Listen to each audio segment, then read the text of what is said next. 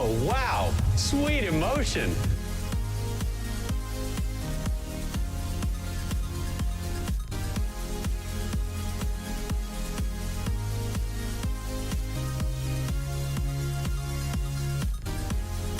Really? This is my job? How did I win at life? But I did. I won. Yeah.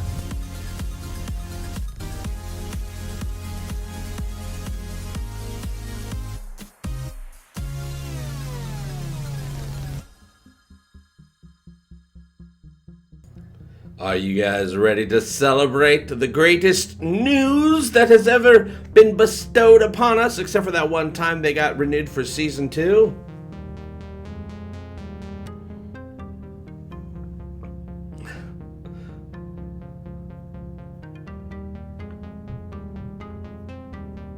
Love is the fish hook that hooks the fish.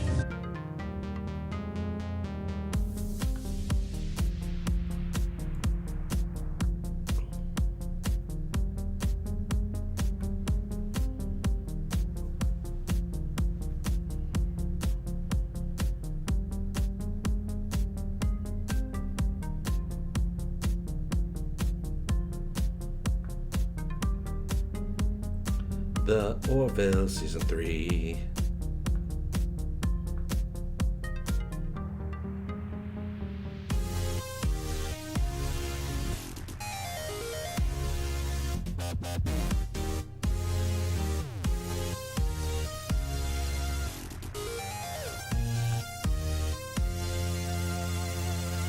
Boom, that's what I'm talking about. It's true, he was just talking about that.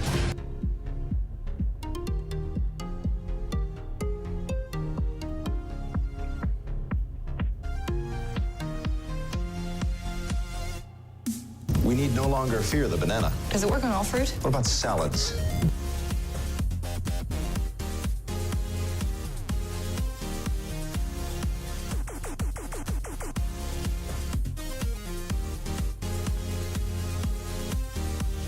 Oh, this is gonna be fun. This is gonna be a new fun thing.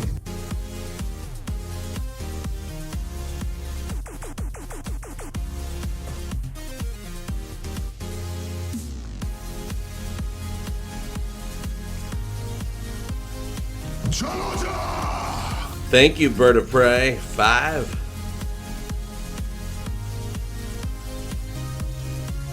To commemorate where I was when it was renewed.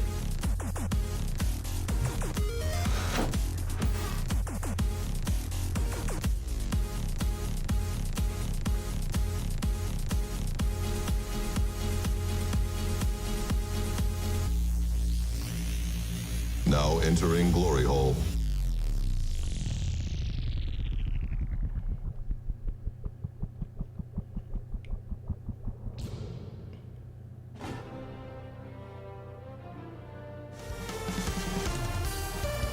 Egotastic FunTime. Hey gang, I'm JP and welcome back to the Talking the Orville live celebration of the announcement that just happened about 25 minutes ago that the Orville has officially been renewed by Fox. Can you believe it? T Stoney, yes, you get a Jaloja. I got my Jaloja button right here. Let me just click on it a little bit. Thank you very much, T Stoney. I can't believe this. This was a mad scramble, you guys, to get this live show put together because there's a little bit of preparation I got to do. Preparation H? No. Well, maybe sometimes. I do have to do a lot of sitting around here. That's gross. I'm just so excited, you guys. I can't believe it. I did not expect there to be an announcement today, an official announcement. Of course, just what, an hour and a half ago, I put up the video that I recorded just a couple hours ago, my card time video announcing that Entertainment Weekly yesterday announced that season 3, in just one line of dialogue there, that the season had been renewed. I really didn't expect it to just, you know, all explode today. It's a huge explosion. Starting about 30 minutes ago, different websites started reporting it. Variety started reporting it.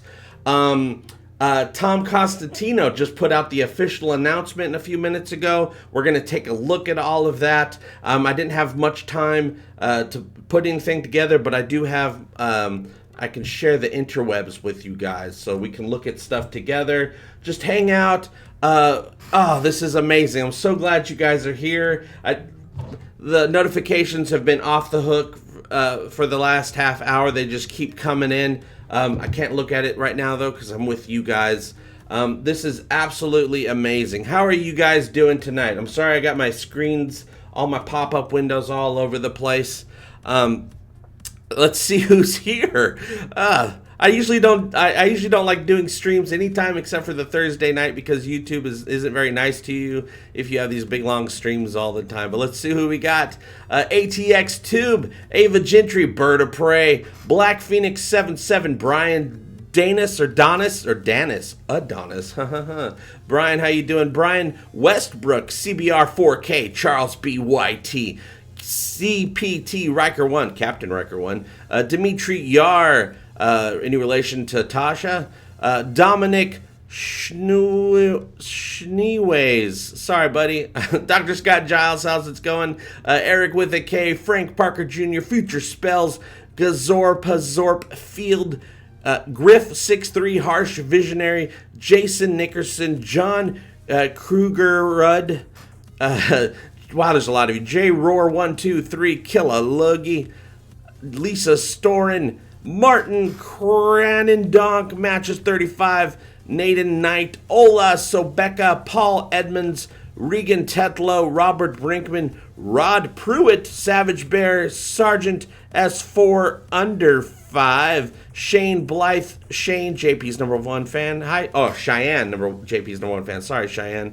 Spaz, Raven Novov, Steve Lewis, T. Stoney, Toby Kirkby, Tiger Heart, Union Point, Dropout, Vance Souders, and Woogha. How are you guys doing? I think I got everybody. Oh, and we get a big, well, I have to scroll back a little bit. Clint Harden, you get a, let's see here. All right, buddy. Time to wash your mouth out with Gordon. Boom, baby. Since YouTube won't let me curse, well, let me give you an extra little boom here. Boom, bitch! There you go. We'll let Jay Lee do it. We'll let Lamar do it.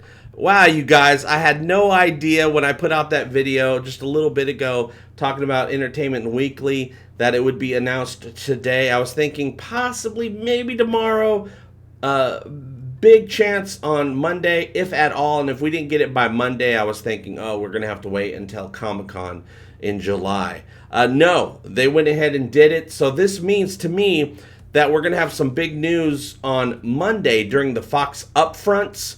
That means that I'm sure that the cast of the Orville is going to be flying out just like they did last May, 1 year ago, this week, I guess. They all flew out and had the big presentation about season 2 of the Orville to get people excited, so advertisers can buy blocks of commercials. I would think because the show is so amazing and it's a big draw for lots of demographics, but especially the 18 to 49 demographic, which is the only one that counts apparently. They'll probably have a presentation there. They're all going to fly out, so we'll be covering that. It will be going on while I'm streaming on Twitch. Their presentation is supposed to be at 3. I stream it on Twitch at 3, Monday, Wednesday, and Friday. So we'll have to be covering it while I'm on there at the same time. Oh, thank you so much, Matches 35, Oh, wow. Sweet emotion. Orville 2020. Yes, I don't know. I guess Tom Constantino on the Popcast channel, they interviewed him. He mentioned something about 2020. I don't know what's up. Fall 2020. Oh, I hope we don't have to wait until fall 2020. That's a year and a half, which means we waited 1 year for season 2 to arrive, and now a year and a half for season 3. So I don't think we have the details for that yet. I don't know if they want the Orville to be a mid-season show like it was for season 2. I thought it ended up being pretty good in the mid-season as a mid-season run, you guys. What do you guys think? Frank Parker, thank you so much. Love is the fish hook that hooks the fish.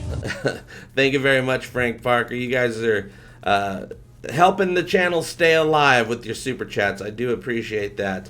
And of course, no matter how long it takes for season 3 to finally arrive, and we're going to look at what the different websites are saying here in just a second.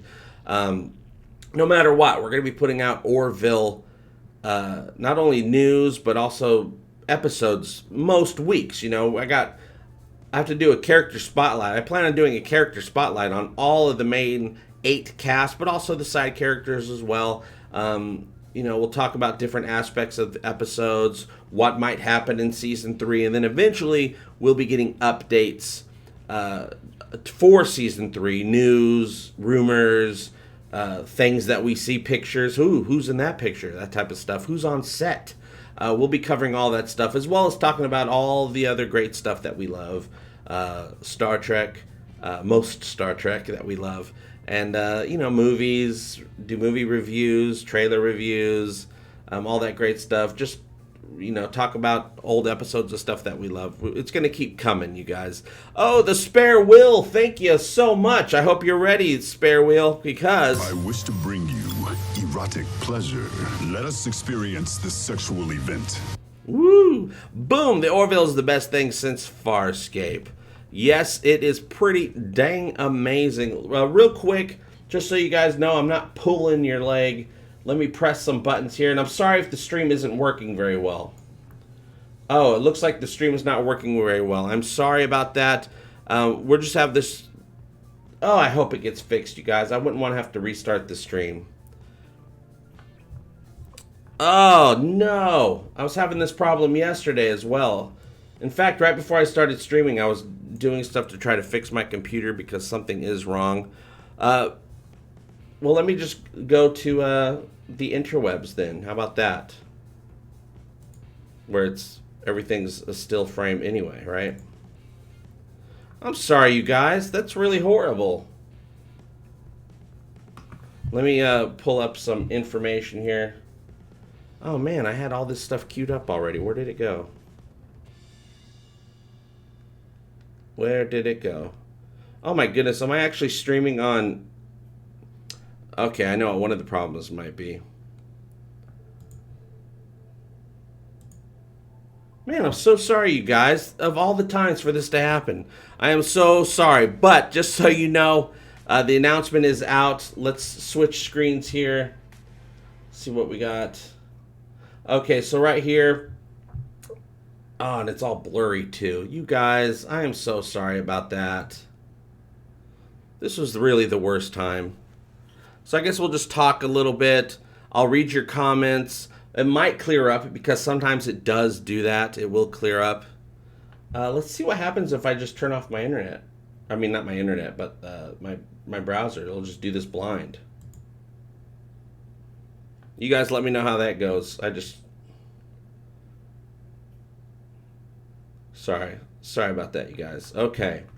So, if you could see on your screens, I'm not sure if you can because I'm not watching it myself, but on Deadline.com, it just came out at 12:45 p.m. The Orville renewed for season 3 by Fox, is what it says. It's official. Seth MacFarlane's sci-fi adventure series, The Orville, will return for a 3rd season on Fox. The renewal is not unexpected. Well, a lot of people were freaking out. I was freaking out. Hey, Dabishi, thank you so much. Dabishi just gave me a $50 chat, so let's do... Just a walk in the park, Kazansky.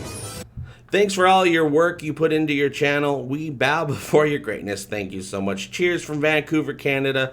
Also, congrats on quitting your job. Well, I might have to be getting another job soon at some point, but I'm doing okay right now, you guys, and I thank you. That really does help. Dabishi or D-A-Bishi. You are amazing. I really appreciate that, and I hope the stream gets better. Smash that like button, Tina, baby. Hey, Tina, I haven't seen you in a while.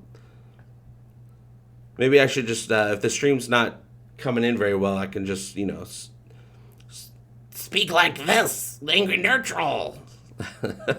Yeah, I left my porn tab open, Charlie B. So it says the renewal is not unexpected. Things were looking bright for a season 2 renewal when the series received approval for $15.8 million in the latest round of TV tax credits for a third season, up from the $14.5 million incentive it got for season 2. While landing a tax credit does not guarantee a pickup, it makes it more likely the series has also strong support from the network. It really does seem that way. The Orville was developed. Devoted following, that's us. They're talking about us, you guys. The Orville's developed a devoted following and excels in delayed and on-demand viewing. In its first season, it averaged these numbers, and in the next season, it averaged these numbers. We don't need all the numbers. We know the numbers, you guys, right? Thank you so much, Fireside Chat. Yeah, I like that. That's good. Yeah, you look like the guy who's on the list because you know the DJ. Now, a lot of thanks again, Fireside Chat. Fireside says 3 threes for season 3 of the Orville. Hashtag Orville renewed. Boom. That is the new hashtag right there. Fireside Chats has it. Let's go to the next story on Variety. Now, we got the video I did earlier today was from Entertainment Weekly, which I pretty much trust, but you know, they could get their information wrong. Now, this is Variety. This is the official, like, industry magazine, you guys. The Orville renewed for season 3 at Fox. Seth MacFarlane's sci-fi series, The Orville, has been renewed for a third season at Fox, set 400 years in the future. The series follows these awesome people on their awesome adventures. I'm not going to read all that. In the second season, it averaged 3.16 million total viewers at the blah, blah, blah with the 1849 demographic, which is the demographic that matters, you guys. The Orville now joins Empire, The Resident, 911, Last Man Standing, and Bob's Burgers, Family Guy, and The Simpsons on Fox 2019. Right here. Okay. Right here. 2019/20 television schedule. Now, does that mean, like it did with season 2, that it's going to be right at the tail end of 2019? Just like season 2 did. It came out December 30th, I believe. Right at the tail end. And then, of course, the bulk of the series all... the season 2 started the tail end of 2018, and then the bulk of it aired during 2019. Does that mean, like Andre Bormanis said, that they hope the show would be back by the end of the year, you know, probably the end of December, just like before, and then the bulk of it will air in 2020. Hopefully, we don't have to wait for fall of 2020. I think that's just a little too far, a little too long to wait, unless they're going to give us a lot more episodes. And another thing we're going to have to check out is whether or not we are getting more than the 13 or 14 episodes that we've been getting. I would love to get at least 15 or 16, but we have no idea. They probably can't even tell us at this point. Even if they know, they're not going to let any of that out. ATX Tube says, Seth Trek is back! And then the last thing that I have here, even though I got notifications coming in like crazy, is Tom Constantino, and I don't know if the stream is working. I know you guys can hear me. I don't know how the video's doing, but we'll just keep chatting. He posted this, which I think is perfect sentiment. Well, you can't see it all the way. Season 3. Let's do it, you guys! And then that doesn't even work. So maybe I'm just having internet issues, something like that. But season 3 is officially renewed, my peoples, my lovely friends. So we just got to dance a little bit. Got to dance. Because tonight is glorious. Thank you so much, Rob Crawford. I can promise you that if anyone comes at you or tries to take you down, I'm gonna mess them up first. John Kazar doesn't believe it until Fox announces it, but it might have been a late tweet from last night. Oh, thank you so much, Matches35. Everybody does it sometimes. I went to town on myself this morning. That's why I look so relaxed right now. God, this whole ship is gross. Best birthday gift ever, says Matches35. Brave Avis, hashtag Orville renewed, hashtag Orville season 3. Absolutely, Matches. Okay, we got to turn this off. It's driving me nuts. And then hopefully the camera is working. Let's check it out and see. You guys let me know if the camera's back to working. Oops. It doesn't know what it's doing. Okay. All right, so we're back. Let me rearrange all my stuff. Let's see what you guys are saying. Cobra Commander says, I've got my Orville happy pants on. Forsaken says 5x5. Ooh, that's what's her face from Buffy the Vampire Slayer, right? Faith. Switch down here.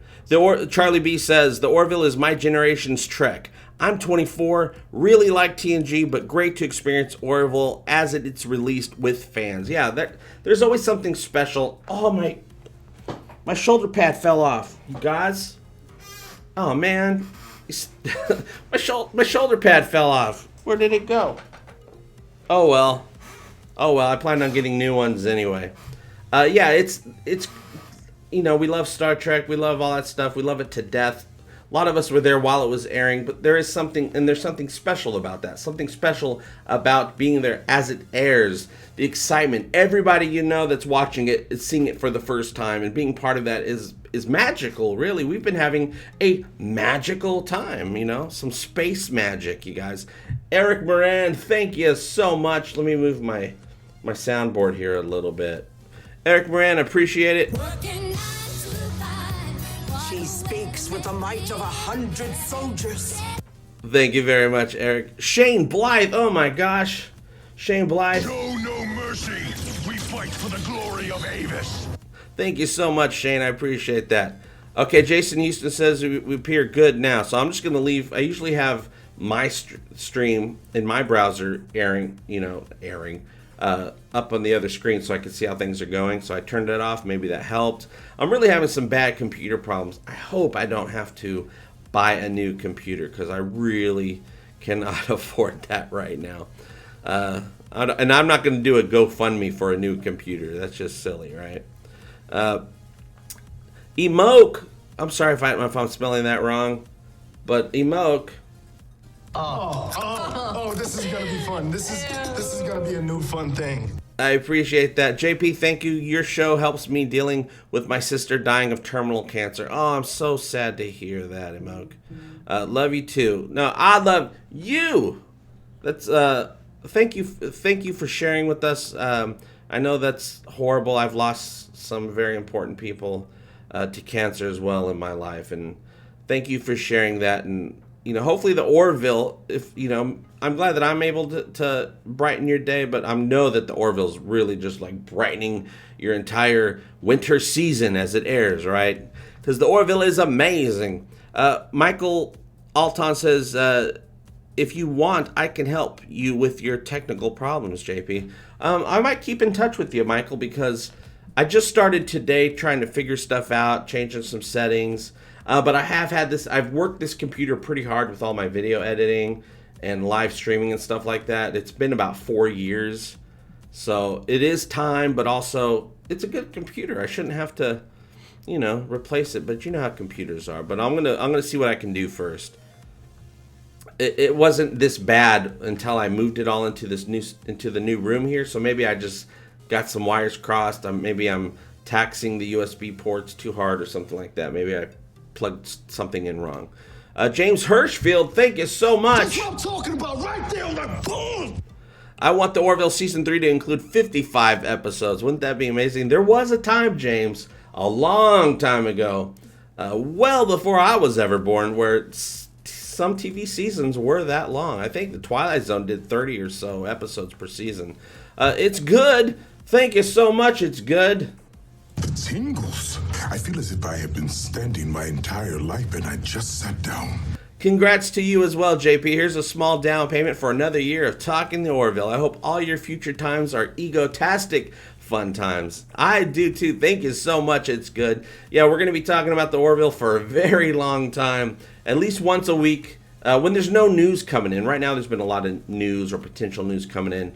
So I've been doing, I've been putting all the other topics aside and just focusing on the Orville. But eventually, probably another week or so, the news is going to die down. So we'll get to, I want to do at least one very nice Orville video every Thursday, because Thursdays are Orville days. And of course, we'll always do our live shows on Thursdays, where we, just do a nice special Orville episode. And then the rest of the week, put out other topics, unless something comes up with the Orville where I need to put out, more than one, which will happen, I'm sure. And then once a lot of news starts coming out, we'll just go back to focusing on the Orville. Matches 35, thank you again.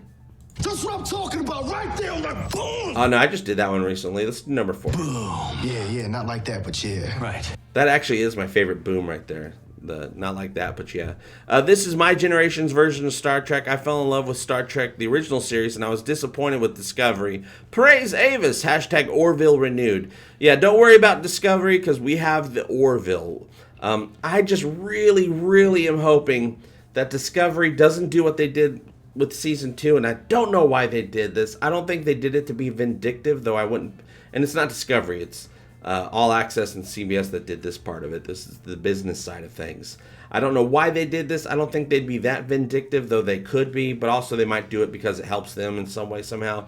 They were airing Discovery, new episodes of Discovery, the same night, same time as new episodes of the Orville. Why would they do that? I have no idea. It's kind of rude, really.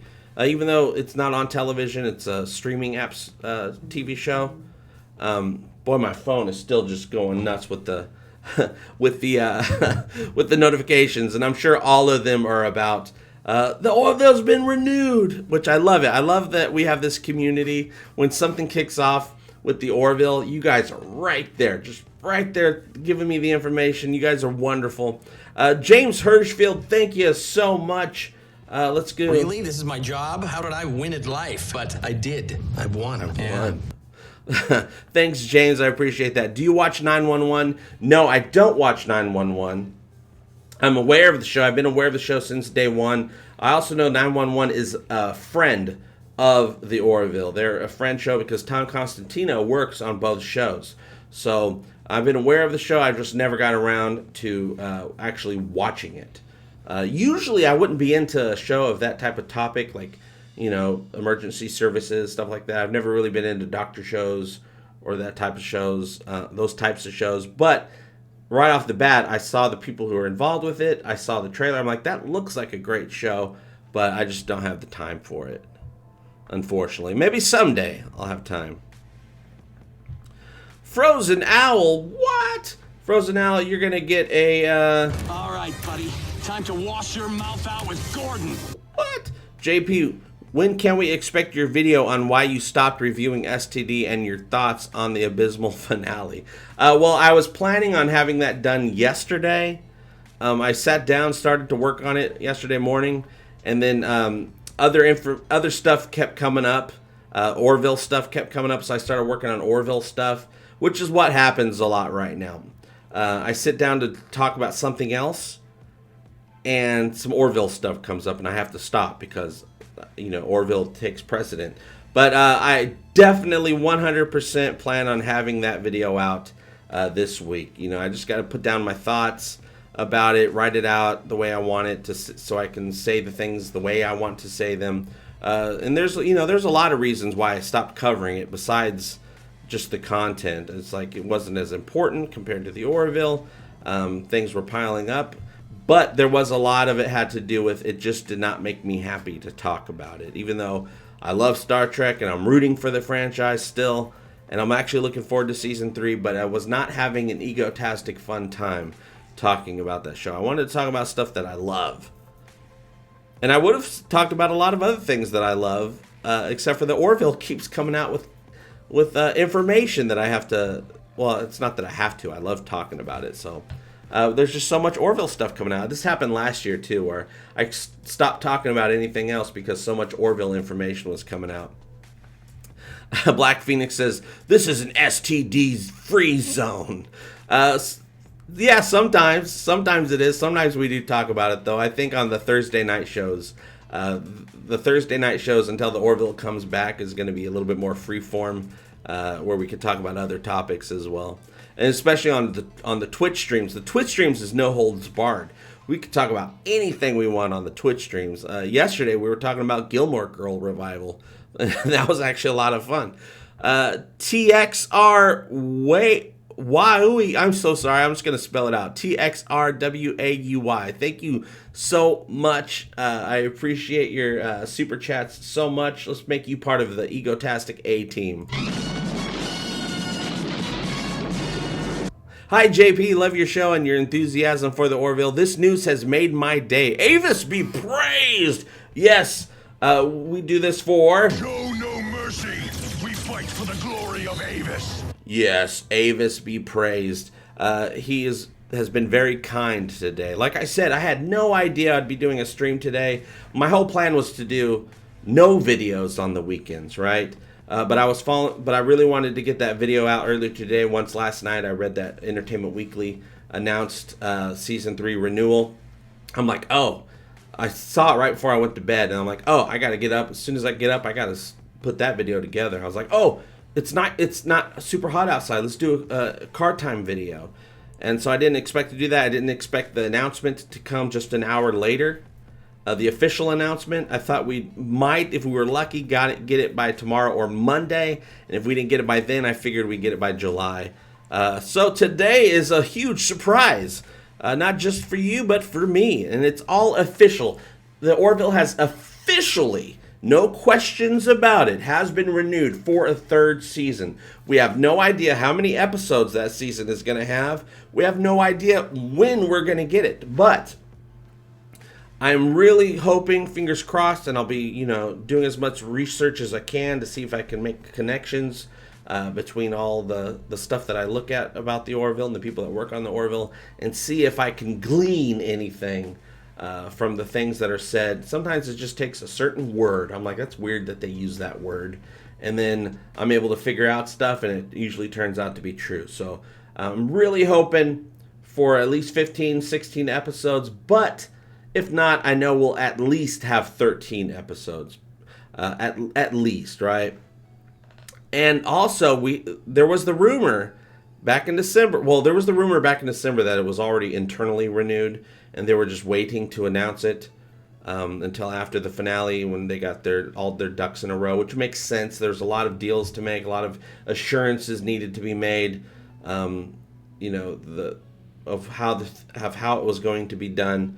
But in that rumor, it said that the show was also not only renewed internally for a 3rd season, but it had the option for a 4th and 5th season. So, that being said, maybe it's already been renewed for 3 more seasons as opposed to just the one additional season.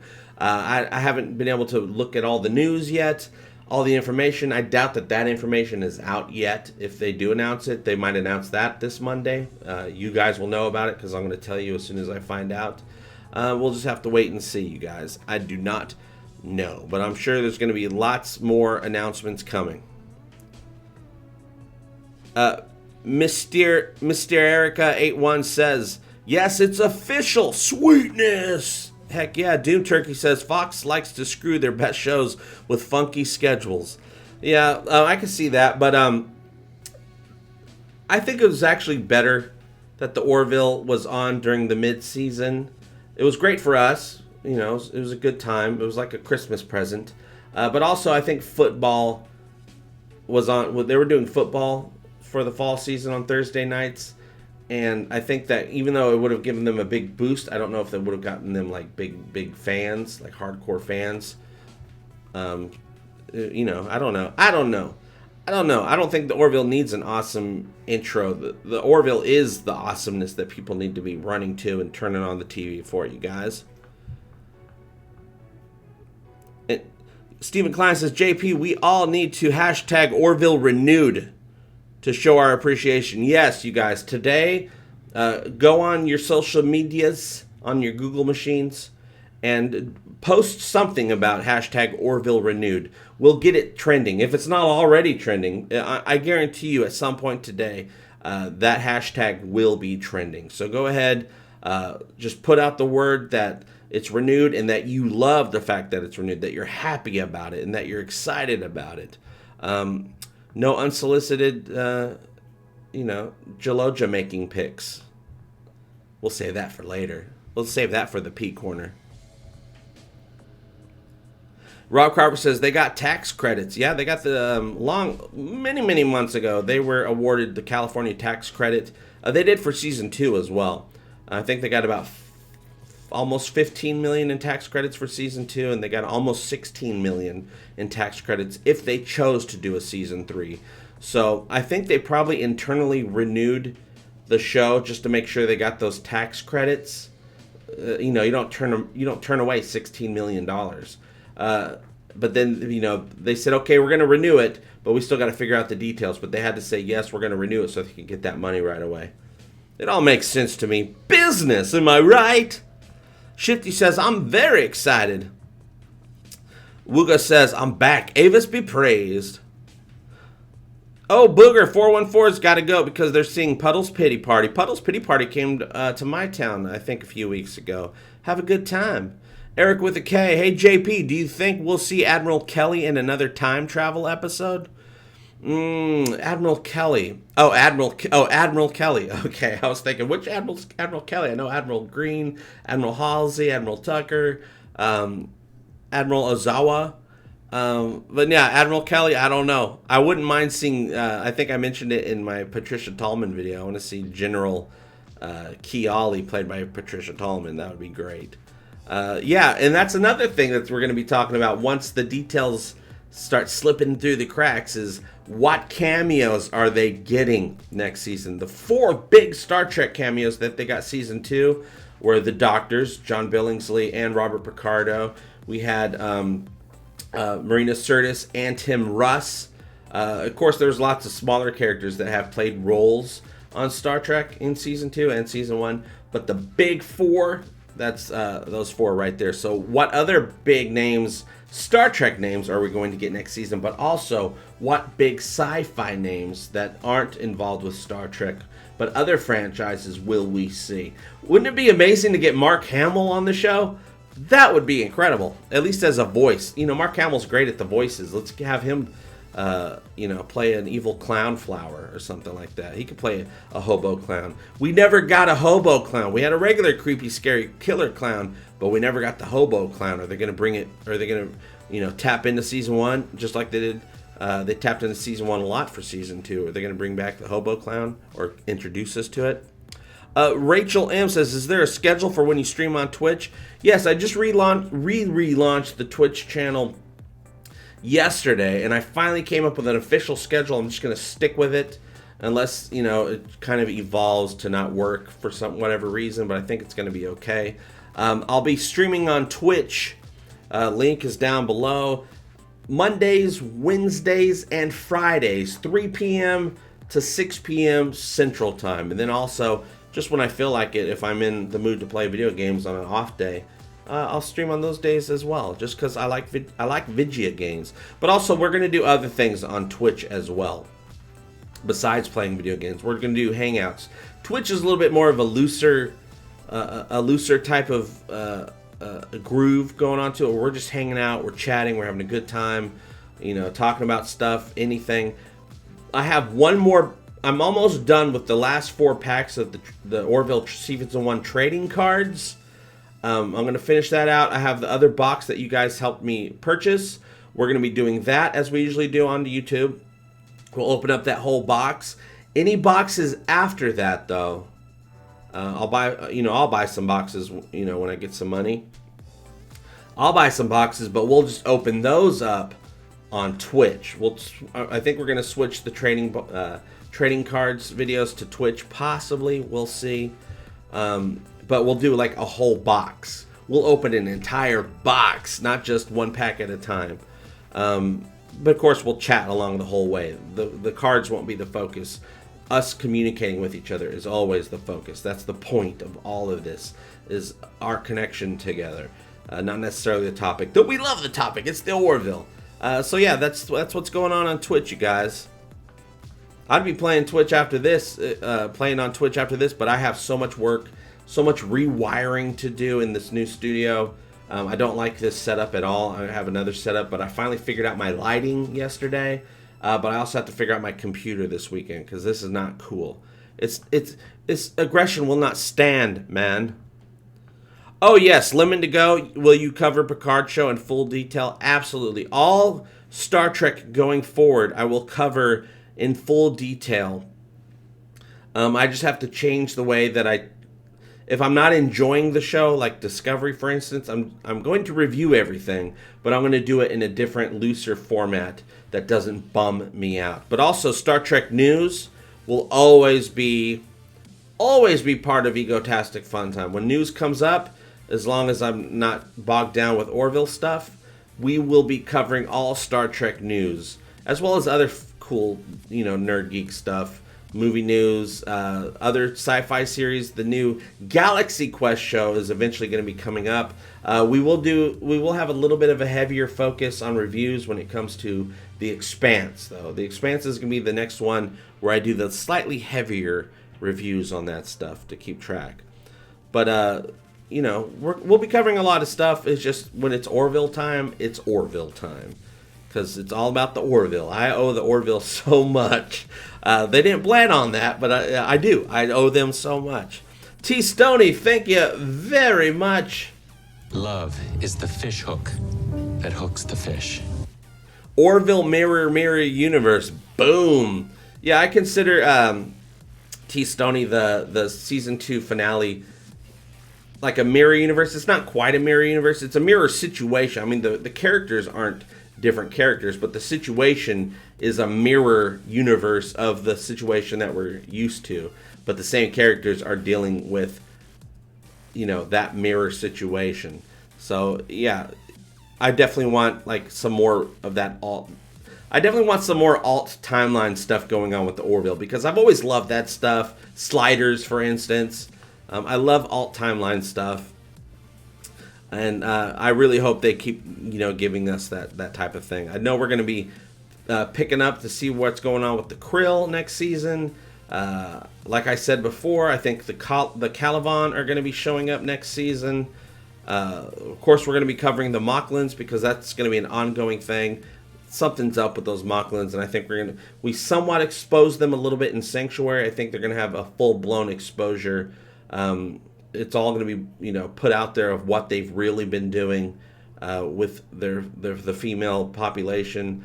I even have a theory that the males aren't supposed to be able to reproduce, but they were able to genetically modify themselves so that the males could reproduce. I think there's some shenanigans going on. Cheyenne says, JP, I'd like to apologize for not being at your live streams. We did miss you last week, Cheyenne. You are always missed, but I'm glad that you're here right now. So thanks for stopping by.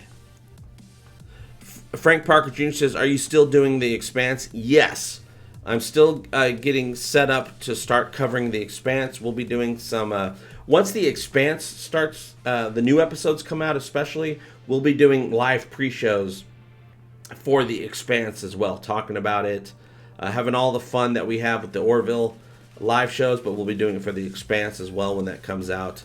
I might have to we'll see how it goes. I don't know if when The Expanse comes out, because I don't think it's not going to overlap with the Orville, so I might, whatever night The Expanse comes out, and I hope they release the show on a weekly basis and not just put it all out there for us. I'm not into the binge watching, because who's got time for that? I don't have time for that. I like 1 hour a week. Okay, so if, for instance, if it's released once a week that's not on a Thursday, we might switch the Thursday live stream to whatever night The Expanse comes on, but we'll see. That's not concrete. That's not official yet. So we'll figure that out later. We have plenty of time. Let's see. Robert Brinkman says, Jeff B., that's an awesome idea. Well, now let's see what Jeff B's saying. Jeff B., Neil deGrasse Tyson as the Mocklin that brings Mockless together again. Oh, that is such a great idea, Jeff B. Oh, that is so good. I really like that. Now, Neil deGrasse Tyson is he is a friend of the Orville, being that he's friends with Seth MacFarlane, who also created and produced the new version of Cosmos, starring Neil deGrasse Tyson. Neil deGrasse Tyson has visited the set of the Orville and has put out videos of him on the set with Lieutenant Dan having a good time, Mike Henry. It would be amazing to get him as something on the show, and I'm sure Neil deGrasse Tyson would be all for it, and he'd be fun. I don't know if he could play a Mocklin though. He's a little bit too, fun to be a Mocklin. I don't think he can do the stern stuff and pull it off. So we'll have to see. So they might have him play something else. Matches 35. Thank you so much. I appreciate that. Oh, this is gonna be fun. This is gonna be a new fun thing. Matches says, sorry for not participating on the live streams on Thursday. I'm at work and cannot watch, but my hearts are with you. Thank you so much. Praise Avis, hashtag Orville renewed. Thank you so much, Matches. Yeah, unfortunately, no matter what day I stream, there's always going to be somebody, there's always going to be a portion of the audience that has something, something better to do. Going to work is something better to do than watching my show, that's for sure. You got to pay them bills, Matches 35. Mike G, thank you so much. Hobo clowns are the most dangerous because they're hungry. Hope my other $2 came in earlier while you give me all your money song played. So glad to hear it's official. I'm pumped. Keep up the good work, JP. Thanks, Mike G. And I don't remember. Maybe I missed it because sometimes the chat goes by really fast. But because of that, we'll give you a Latchcomb, Mike G. Latchcomb indeed. It's good. It says Sliders. John Rhys Davies would be a great cameo.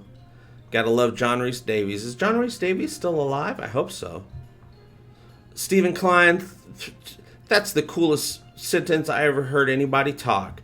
JP, we need an all Dan episode. A day in the life of Dan. Absolutely. I'm all for that. I'm a huge proponent of Lieutenant Dan, and that's all I've got to say about that.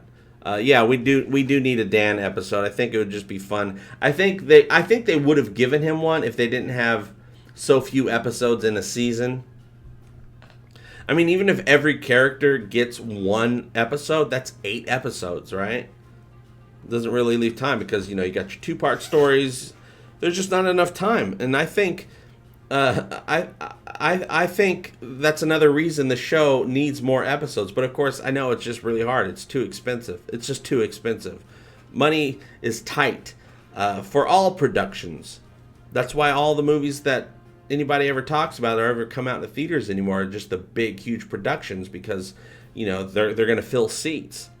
The big name stars, if they're doing a regular movie about relationships or something like that, it takes forever to pull the money together to get investors. Cheyenne, JP's #1 fan, says, sorry, JP, I gotta go do some work. Love you, bye-bye. Also, sorry I haven't been at the live streams. Again, love you, bye-bye. Again, love you, bye-bye, Cheyenne, JP's #1 fan. And that's okay. Go get your stuff done. Once we're done with the stream here, I'm gonna go get some stuff done, too. And by go get stuff done, I mean I'm just gonna be right here getting stuff done, but just with the camera off. Let's see here. Charlie B says, JP, what do you think of the Orville porn parody? Is there one? Is there like a real porn parody, or is that just season 2 episode 2, Primal Urges? I thought it was pretty faithful, especially the set design. Oh well, I'm gonna have to go look for that. We'll do a watch party. How does that sound? Matches 35 says, yes, John Rhys Davies is still alive. Oh, well, that is good news to hear. Let's do, what? Oh, wow. Sweet emotion. I'm glad to hear it. Gimli is alive. David Reed says, let's have an episode told from Yaphet's point of view. Plenty of weird camera angles, exactly, and 360-degree shots. Yeah, that'd be amazing. Actually, you know what'd be great? Like a little side project that they can do is a Yaphet VR game. It's VR, so you can just look around, and every point of view is basically Yaphet's, point of view. That would be pretty amazing. We also need some official. There's a lot of third party, a lot of fans are starting to make some game content. Some of you on here, I think, are one or two of you are making some upcoming game content for the Orville. But it'd be nice to get some official stuff. But also, that's tough because a lot of official, named shows or movies that get games, that usually is like, but we'll see. If it's just a fun little experience, I think that'd be fun. An official Orville VR experience, like a little 10-minute thing where you can just look around the bridge or something like that would be a lot of fun. And if they do that, we're totally going to be checking it out here on the show. Zabe says, JP, go to town on yourself after the stream for the glory of the Empire. Absolutely, because Everybody does it sometimes. I went to town on myself this morning. That's why I look so relaxed right now. God, this whole ship is gross. that's right. JP Hillby says 14 episodes. I don't know. I haven't been able to look into any of the information yet. As soon as people started sending me all the messages, which I think are still coming in, that it's officially renewed, I instantly said, "Oh, got to make a thumbnail, got to go live because we have to celebrate. If any channel is going to go live and celebrate this amazing news, it's got to be me." So I looked at a couple sites real quick. I was like, "Yep, it's official." Tom Constantino says it's official. So boom, I put everything together and went live. Thus the technical difficulties. Yes, Cindy Fiddler. So we got renewed. Yes, it is absolutely official. Probably about an hour ago, we got officially renewed. It is being reported by the Orville, the official Orville peoples, that we are renewed, you guys. So it is official. We are definitely getting a season 3, but I think there is still some more information out there to come on that option for a 4th or 5th season. Let's see what they say.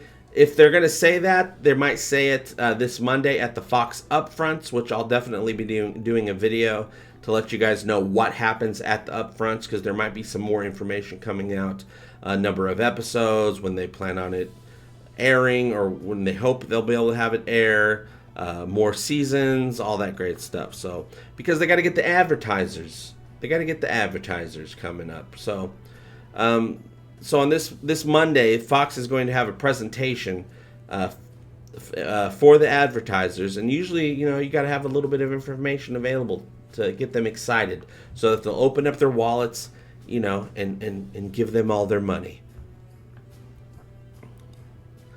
Jeff B says, Krill don't have beards. Would that exclude JP? No, I'd be the first Krill with a beard. Krills can have beards if they want to. You just got to stimulate their follicles right above their lips and then below their lips. Rob Crawford says 25 episodes of the Orville. That would be amazing, you guys. Now, it's 4:25. I say we still keep streaming for a little bit because we're having a great time. But yeah, we will end this pretty soon because I didn't even plan on streaming today, and I was trying to fix my computer because I know it's having problems. So I was in the middle of trying to fix it when all the notifications started coming in. I was like, ah. James Lacey says, I sent a letter to Seth last December asking permission to make a game, one of my hobbies. I'm glad the Orville was renewed. All right, well, I hope you get permission. I hope, because all the more content, the better. Stephen Klein, JP, do you think they will get a larger budget, and what do you expect to see if they do get a larger budget? Well, I think they might get a slightly larger budget, just because their tax credit was slightly larger as well. But really, at this point, I have no idea. If Disney Fox sees the potential, which I think they do, then I think they will throw more money at the show in order to nurture it and have it be what it wants to be. Because the marketability, the merchandising, the marketability of it, all that great stuff, is there's so much potential with a show like the Orville, and with the fan base that has grown so quickly and has quickly latched on and adored this show, aka us. I'm sure they see that, and I'm sure they're like, okay, this is something we've been waiting for a very long time, this type of opportunity. Let's put the money in. Let's do it. Daniel Peters says, the Orville officially renewed. I'm so happy I can't stop crying. You can't stop Jalojing tears from your eyes. I get it. I understand. We're all there with you. We feel your joy. We're all sharing in it. Oh, dude. Ava Gentry says, if anyone should play Avis, it should be Mark Hamill, in my opinion. That is now all of our opinions. That's an amazing opinion to have. That's an amazing thought to have, Ava. I appreciate that. Matt Presley says, yay! Trek is still alive! Dan Vasquez says, great jumpin' Jalojo. We win. Jumpin' Jalojo. That's something we all got to start saying. That's amazing. Dr. Scott Giles, I think JP is right. Disney may indeed increase the budget. If anybody has the budget to be increased, which is one way to say that, Disney is the one. They have all the money. They can bestow it upon whoever they want. So they just brought in a bunch of kabillions of jillions of dollars with Endgame. Maybe some of that Endgame money will be put into the Orville. I doubt it, but you know, they'll get the money from somewhere else. Matches 35, hashtag Orville renewed. Yeah, don't forget to use Orville renewed today. Let's get that trending. Get the awareness going.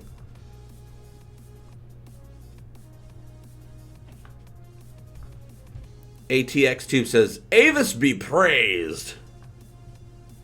Yeah, James Lacey says, agree. Mark should at least voice Avis. Now, because if you think about it, because Avis, of course, is some mythical being from the long, long ago, you know, that's in there, the Ankana, the Krill Bible, essentially. Well, but they could totally, if they wanted to, have a recreation of Avis in the environmental simulator. And thus, you can have Mark Hamill voice it. That'd be amazing. Oh, Danny Regan says, JP, we all know the J stands for Jaloja, but what does the P stand for? Well, it stands for P Corner. I just left I took the C off.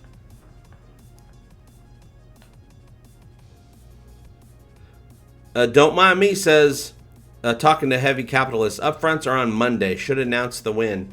Yeah, there should be some more Orville announcements coming out this Monday at the upfronts. We'll be keeping, you know, I'll do my best to keep you guys apprised.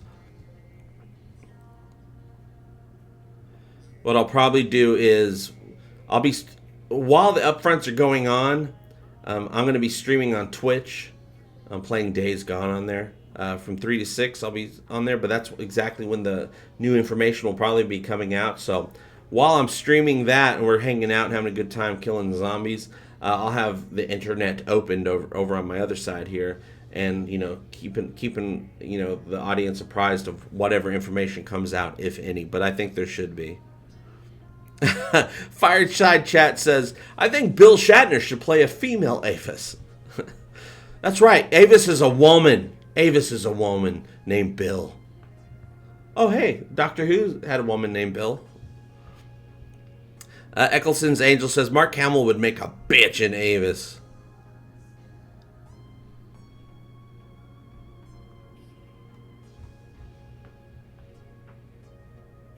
Oh!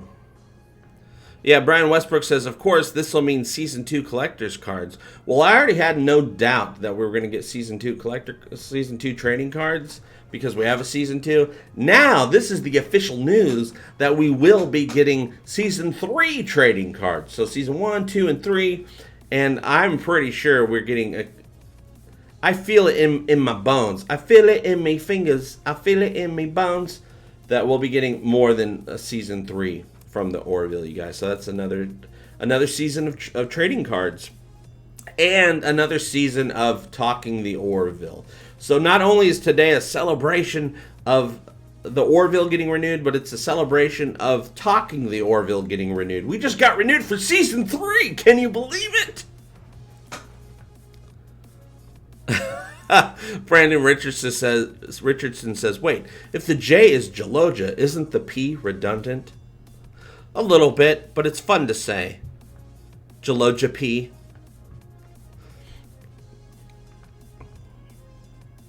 Joseph Jones, woot! My favorite show renewed. Happy JP was the one to give me the news. I am too, Joseph. I'm so glad I paid attention. I'm so glad I had my phone on.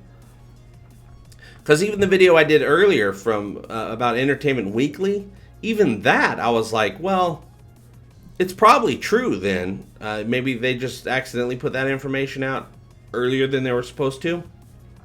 Because Entertainment Weekly, you know, it's a fun entertainment magazine, but it's still like a well-known publication, right? But I didn't expect an hour later for everything to be coming in, just like from all the other publications. Matches 35, thank you so much. Let's give you a...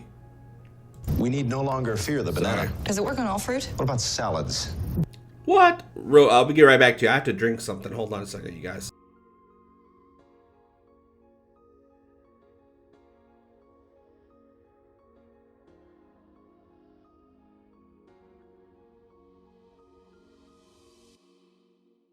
Okay, I'm back. My voice was going, my throat was getting all dried out.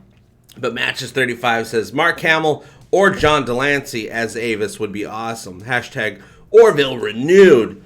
Yeah, John Delancey would be great, but I really hope they get John Delancey, you know, in there to play like a really, really good character. Not just some throwaway, not just some quick walk-on.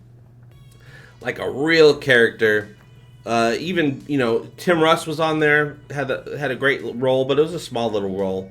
Marina Sirtis had a small little role. I would like, just like with in Priya, when Charlize Theron had this really great role. The episode was named after her character.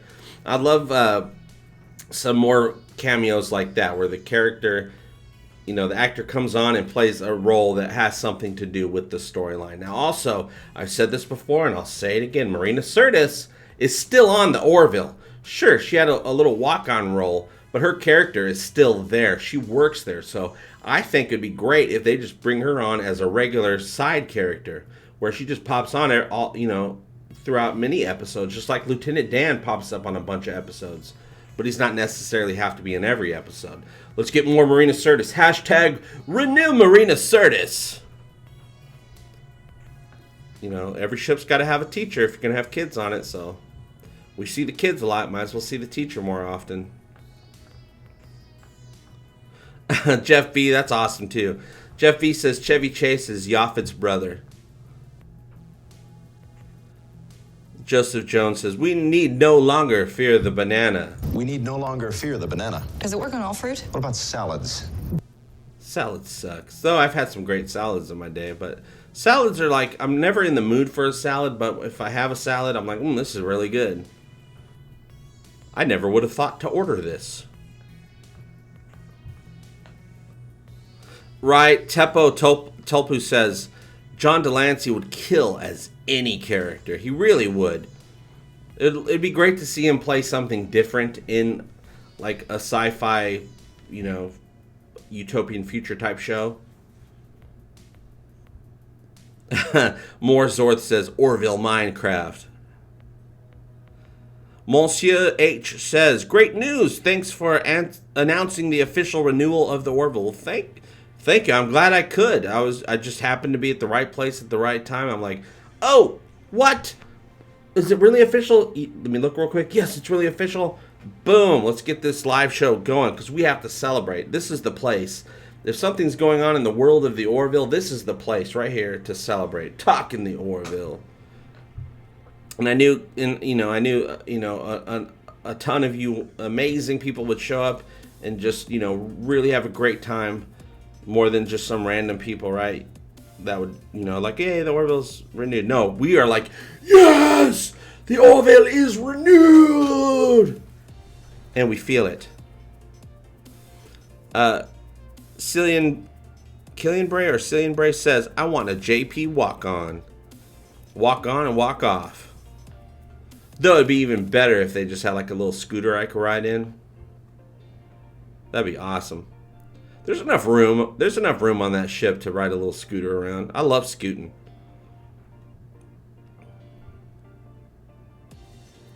Ooh, James Lacey said, so I decided to make an Orville data pad replica, and I was wondering if I should send one to you, JP. I'm sending 10 of them to Seth and the other major cast. Oh, that's awesome. I'm actually next week, or this coming week, going to get a P.O. box. So I'm going to get the P.O. box, and I'm going to put it in the channel information. So keep an eye out for that, and you guys can send me whatever you want to send me. Hold on a second, my phone's ringing and I have to answer it. So just 1 second, you guys. 1 second.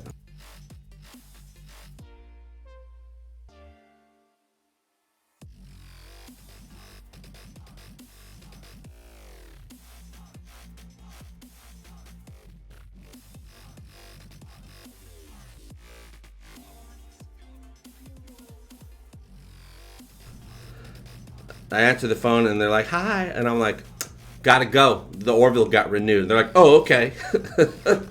People know. People know. Then when it goes to the Orville, you leave me alone. Joseph Jones, oh, I appreciate the thought. While he's on the phone, everyone go find JP's Patreon. That's a very nice thought. I do appreciate that, Joseph. The Patreon link is just right there. It's like three or four lines down. And it is appreciated because, you know, now that the Orville is off the air, the patrons are, you know, they're leaving, they're going. But I appreciated the whole time they were there, and then my channel's not doing that great. So if any of you guys, and I hate to ask I hate asking this stuff. If you guys want to click on there and, you know, contribute whatever, $2 or whatever a month for, I don't know, a couple months, 1 or 2 months. It is very much appreciated. And if it's all accumulated, a bunch of people do it, then it should be very good, and I do appreciate it. Because we're going to keep this Orville train going non-stop. For every season that there is of the Orville, that means we are every week going to be talking about the Orville, whether it's airing or not. If it's off the air, we're going to talk about it. If it's on the air, we're definitely going to talk about it. And of course, we're going to start talking soon once the Orville calms down a little bit. We're going to be talking about all the other great stuff that we love. I'm going to do a whole series on Gilmore Girls. I ain't going to lie. No, just kidding. We ain't going to do that. Eccleston's Angel, thank you so much.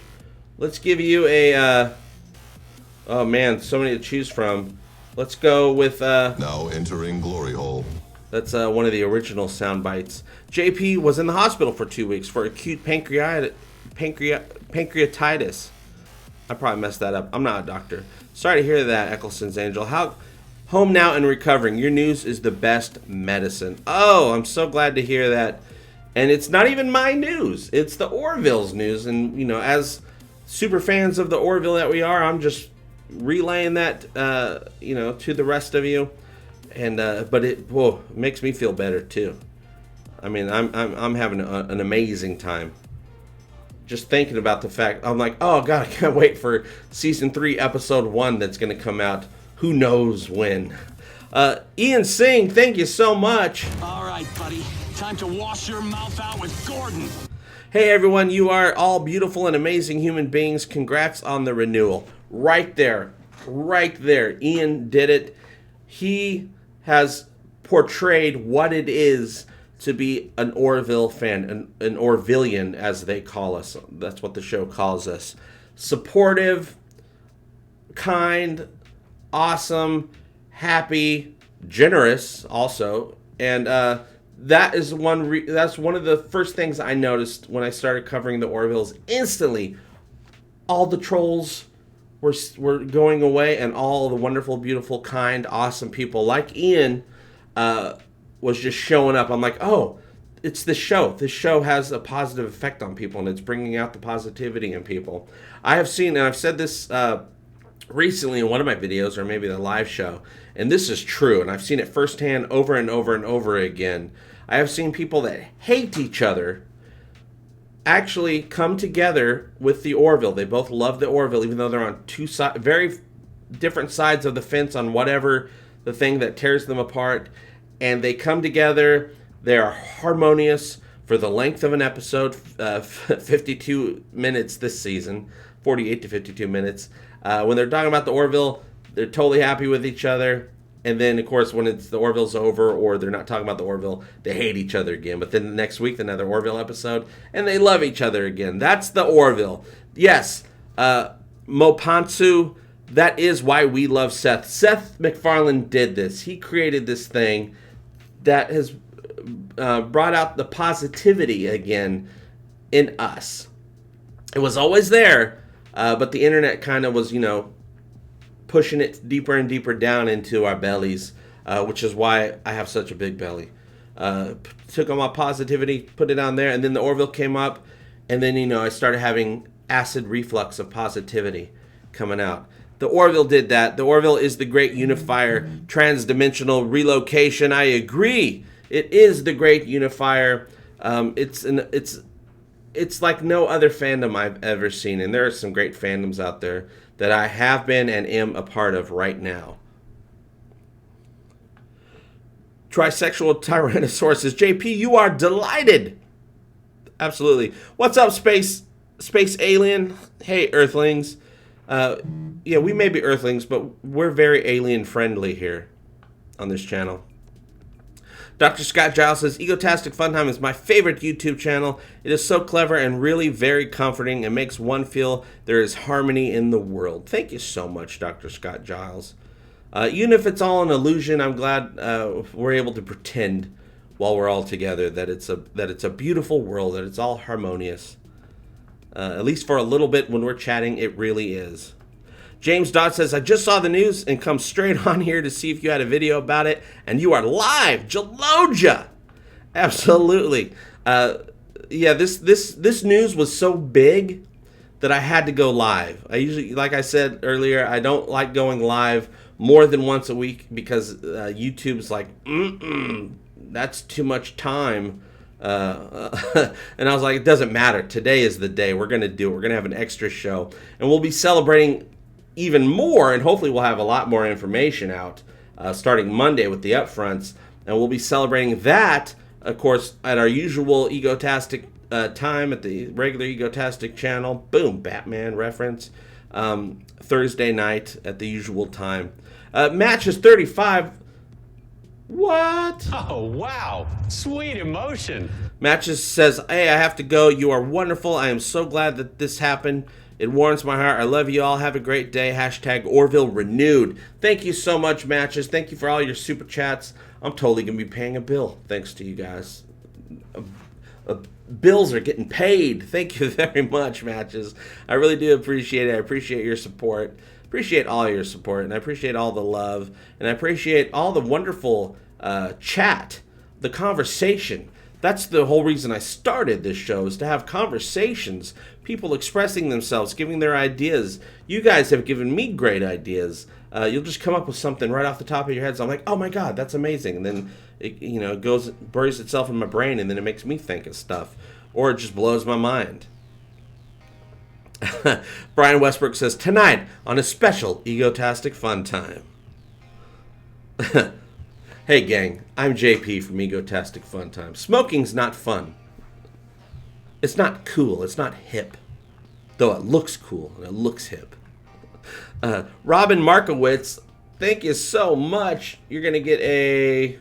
Boom. Yeah, not like that, but yeah. Right. That's my favorite boom. I already part with $10 a month on your Patreon. Hey, thank you so much, Robin. I appreciate that. Why stop now? I had to cut out other creators to do it. Oh, well, I appreciate that. But hey, if you want to cut me out to go support somebody else also, that is absolutely fine. Just like I say, like what you want to like, but also support who you want to support, even if you're not able to support others. But I do appreciate that. And I'm sure, anybody who gets support should appreciate it, because you guys don't have to support me. You don't have to even watch my channel. It's amazing that you're even here. And that's why I did it, like I said, so we can chat, make a connection. I was so tired of just living in this, bubble of consuming entertainment and having nobody to talk about it with. And then the Orville came around. And it's like, oh, other people want to talk about it too? Stephen Klein, JP, do you think you might do post-live show after the Orville airs, after the new season begins? Well, that all depends. It's very possible, Stephen Klein. It all depends on what's going on. It's tough to say because, like I said, YouTube doesn't like it when you go live too often, and it really messes up what you make per 1,000 views. Like every live show I do, it brings down my money, but that's okay because once a week we're getting connected, all that great stuff. But what it is you're doing like a video, like an hour or two, and people are just stopping in for a little bit and then leaving. YouTube doesn't like that. They like people to watch the whole time, but also it's ridiculous to expect people to stay the whole time, right? So we will see. We'll definitely always do the pre-show so we can get all pumped and all that. If I do another live post-show, it might be on Twitch, possibly, because Twitch, it's not going to hurt anything at all. We'll have to see. And then also, that would be great because that way people that go over there, they know, I'm only going to go over there and watch this if I've seen the episode. So that way it's not going to spoil anything for... Because, you know, we're in those days where it takes people 2 or 3 days to all get caught up on an episode of something because of streaming and Hulu and all that great stuff, and people just are busy. So we'll see. We'll see. Also, I don't watch... No, I'm not even going to say that because that's not true anymore either. So it would be possible, but I think I might do it over on Twitch because they're just nicer about that stuff. Eddie Sins, thank you so much. People like Star Wars. Did you know people like Star Wars? No, we don't want to do that. We want to give you a... She speaks with the might of 100 soldiers. Eddie says, to fix your computer, try reversing the polarities. That's right. I might have to reverse the tachyons on this thing. It's getting pretty old.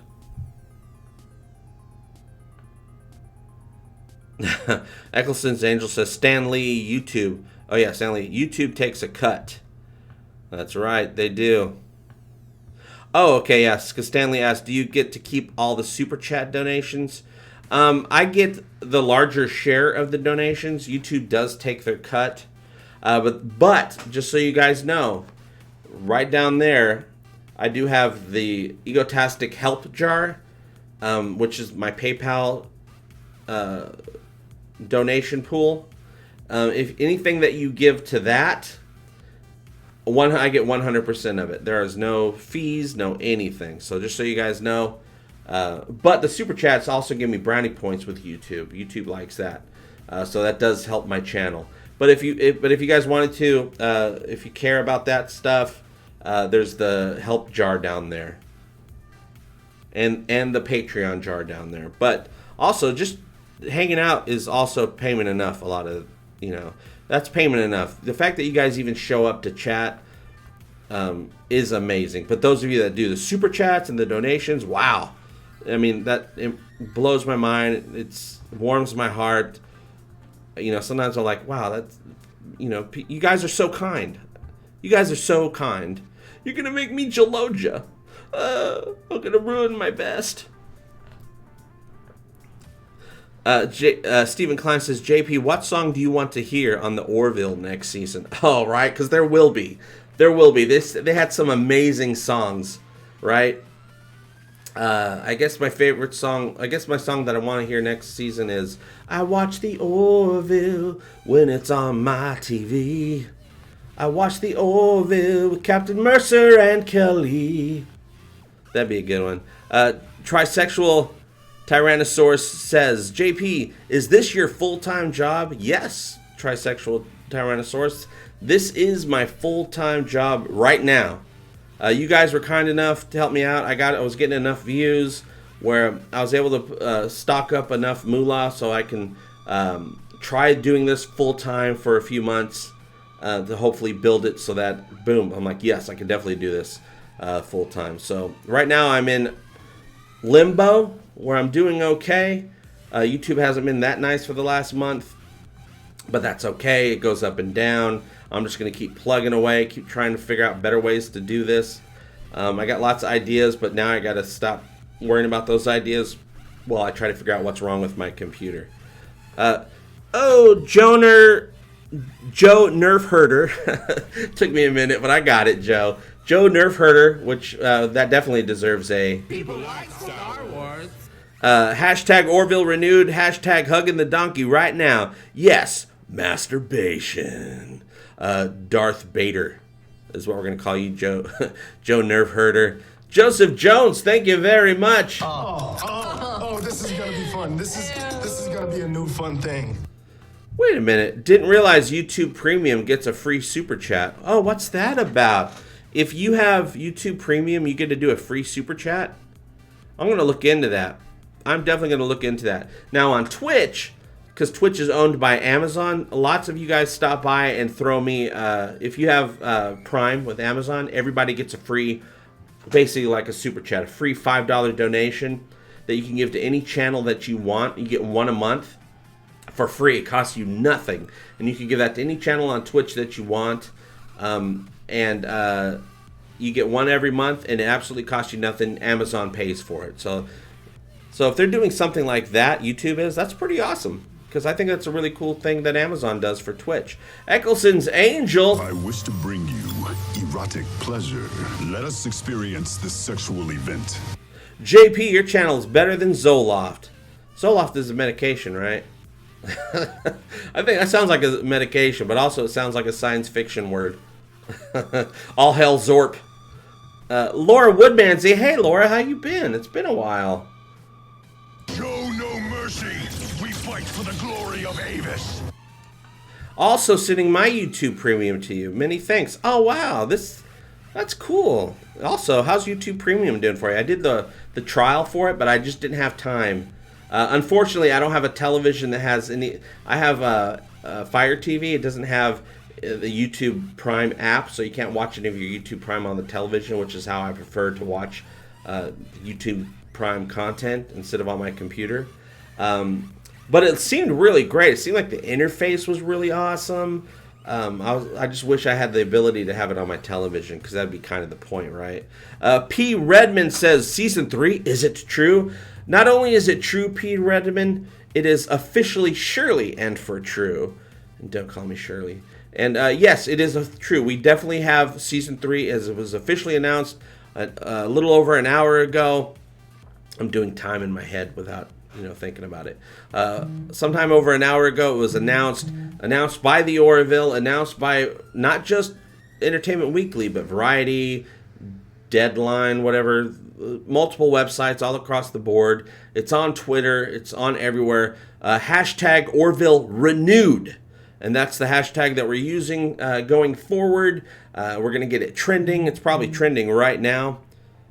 And, man, my phone is going nuts. That might be from you guys. I think you guys might be. Yep, that's you guys. You guys are sending me stuff. Oh my God, you guys. We got a bunch of donations to the help jar down there. Wow, you guys are amazing. Oh, wow, thank you so much. Sorry it's not giving me the names right now. I'm going to eventually do a video where I just thank you guys, because you guys are the best guys of all the guys out there. Sorry, I can't produce tears unless I'm really crying. I'm too joyful. I'm too happy to cry right now. But don't you worry, I'm not one of those people that can't cry. I could cry. You should have seen me on the toilet earlier today. Oh man, tears just gelogening down my eyes. And why? You got to start off your day with a good cry in the shower. Dr. Scott Giles says, happy, happy, happiness. Time to do our happy dance, cousin laddie. The dance of joy.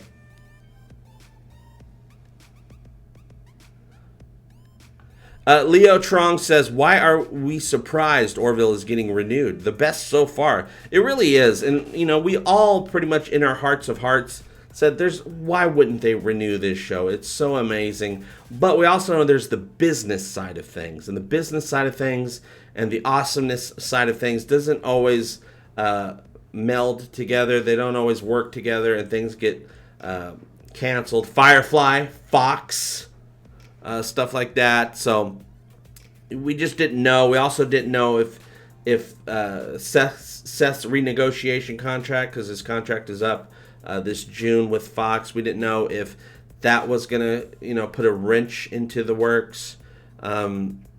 And so, yeah, we're very happy that they finally, and they made us wait so long. They made us wait so long, right? So, we're very happy. And I think even if it was a slam dunk, we just knew it 100% it was going to get renewed. I think even then we would still be this happy when it gets officially renewed. There's just something about it being official.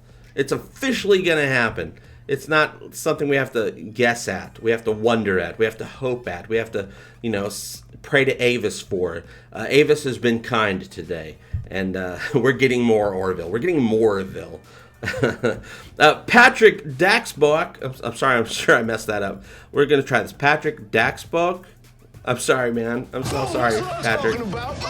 It's true, he was just talking about that. Finally renewed, says Patrick, and you, JP, have been a big helper. And now I need a time crystal to jump forward to see it. Don't jump too far, Patrick. You might end up going 950 years into the future and running into the wrong ship. Which I'm sure it'll be a hellscape when you get there. No, I'm actually very interested. On a side note, I'm actually very excited for Season 3 of Discovery, just to see what happens, just to see what they're going to do. Which is kind of why I was excited to see Season 2 of Discovery. But nothing... I'm not even close to as excited about that as I am truly excited about the Orville. This is just amazing news. And it's so nice, and it was so unexpected, even though in the back of my mind, I was kind of expecting it every single day, and it just kept not happening. And so my brain just kind of pushed it back further and further and further, because I didn't, it's hard to, if you have to think about that all the time.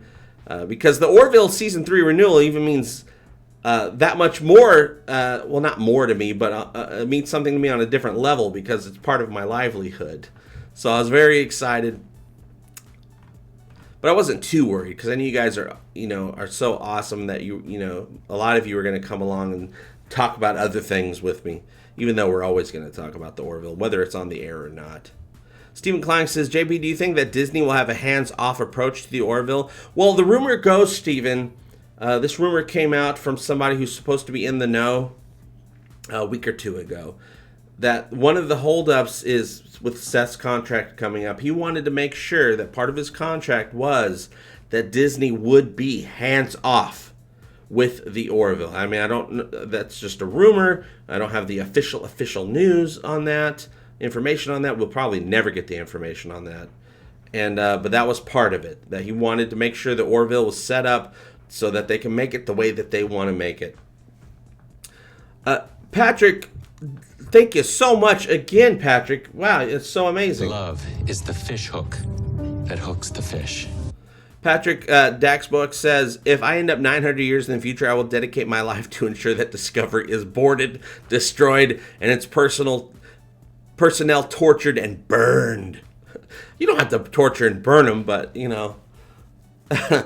maybe put them on some escape pods and then take care of the ship. But apparently, and I don't quite understand this, but the ship can't be destroyed, or maybe there's an issue with destroying it because the computer is now sentient, which I think is BS. It's not BS in Star Trek. It's BS in Star Trek Discovery, because they obviously haven't cared about all that stuff, or else they would never do spore jumps if they were worried about sentient life being hurt. So, while I think it's a good reason in Star Trek terms, Star Trek Discovery hasn't earned that excuse.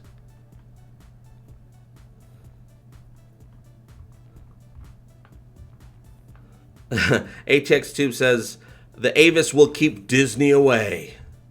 Slime E101, do you know what the budget is going to be, or if it is going to be streaming now or Disney Plus? Have no idea as of yet, whether it's just going to be streaming or what the budget's going to be. I'm guessing, and this is a pretty good guess, I think, that it's going to at least have the budget that it had for Season 2, which produced some pretty great episodes, some pretty high-quality episodes. But also, I think there's a good chance that it will have a little bit bigger of a budget, because they got a little bit bigger of a tax break, which means it's worth more, right? If it's worth more to California, it should be worth more to Fox/Disney, right?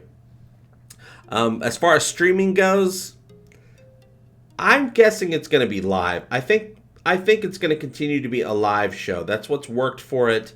The live with the streaming together is what's worked for it. I think it's a little too early to tell whether it's going to be on Hulu like it has been, or if it'll be switched over to Disney Plus.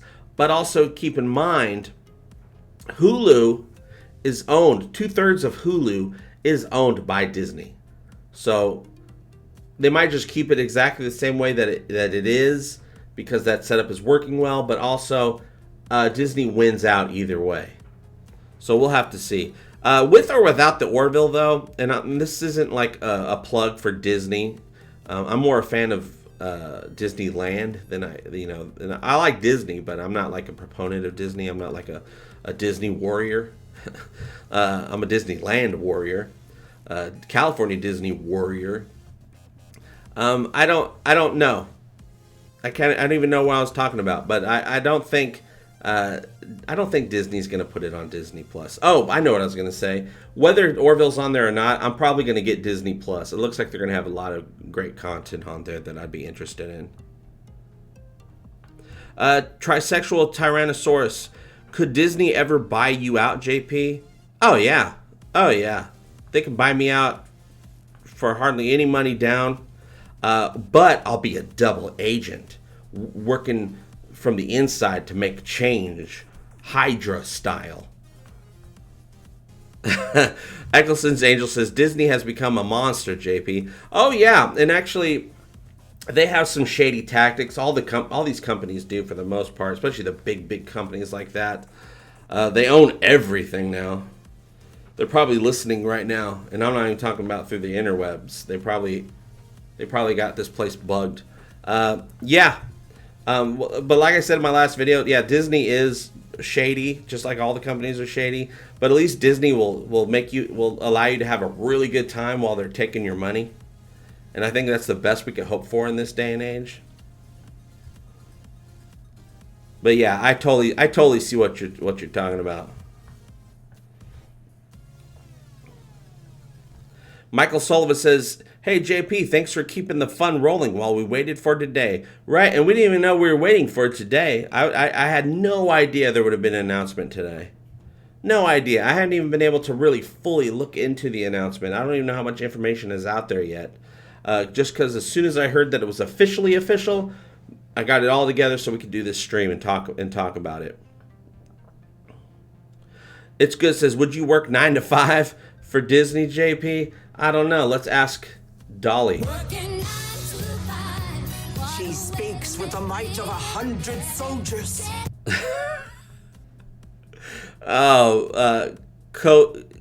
Coeclud. I'm sorry, I can't pronounce that. Does Mickey Mouse pee once a year? Oh, man. I don't know. Mickey Mouse Pee Corner. Welcome to Mickey Mouse's Pee Corner. Yeah, possibly. Mickey Mouse might not ever pee at all. That's how hardcore Mickey Mouse is. Ooh, Zabom Collector says, what's your favorite Orville episode? Well, I have two thoughts on that. Usually my favorite episode of the Orville is always going to be whatever the next episode of the Orville is. So right now, my favorite episode of the Orville is Season 3, Episode 1. But as far as like picking and choosing from the different seasons and Season 1, Season 2, especially Season 2, I don't know. I don't know. I love them all so much, and for different reasons.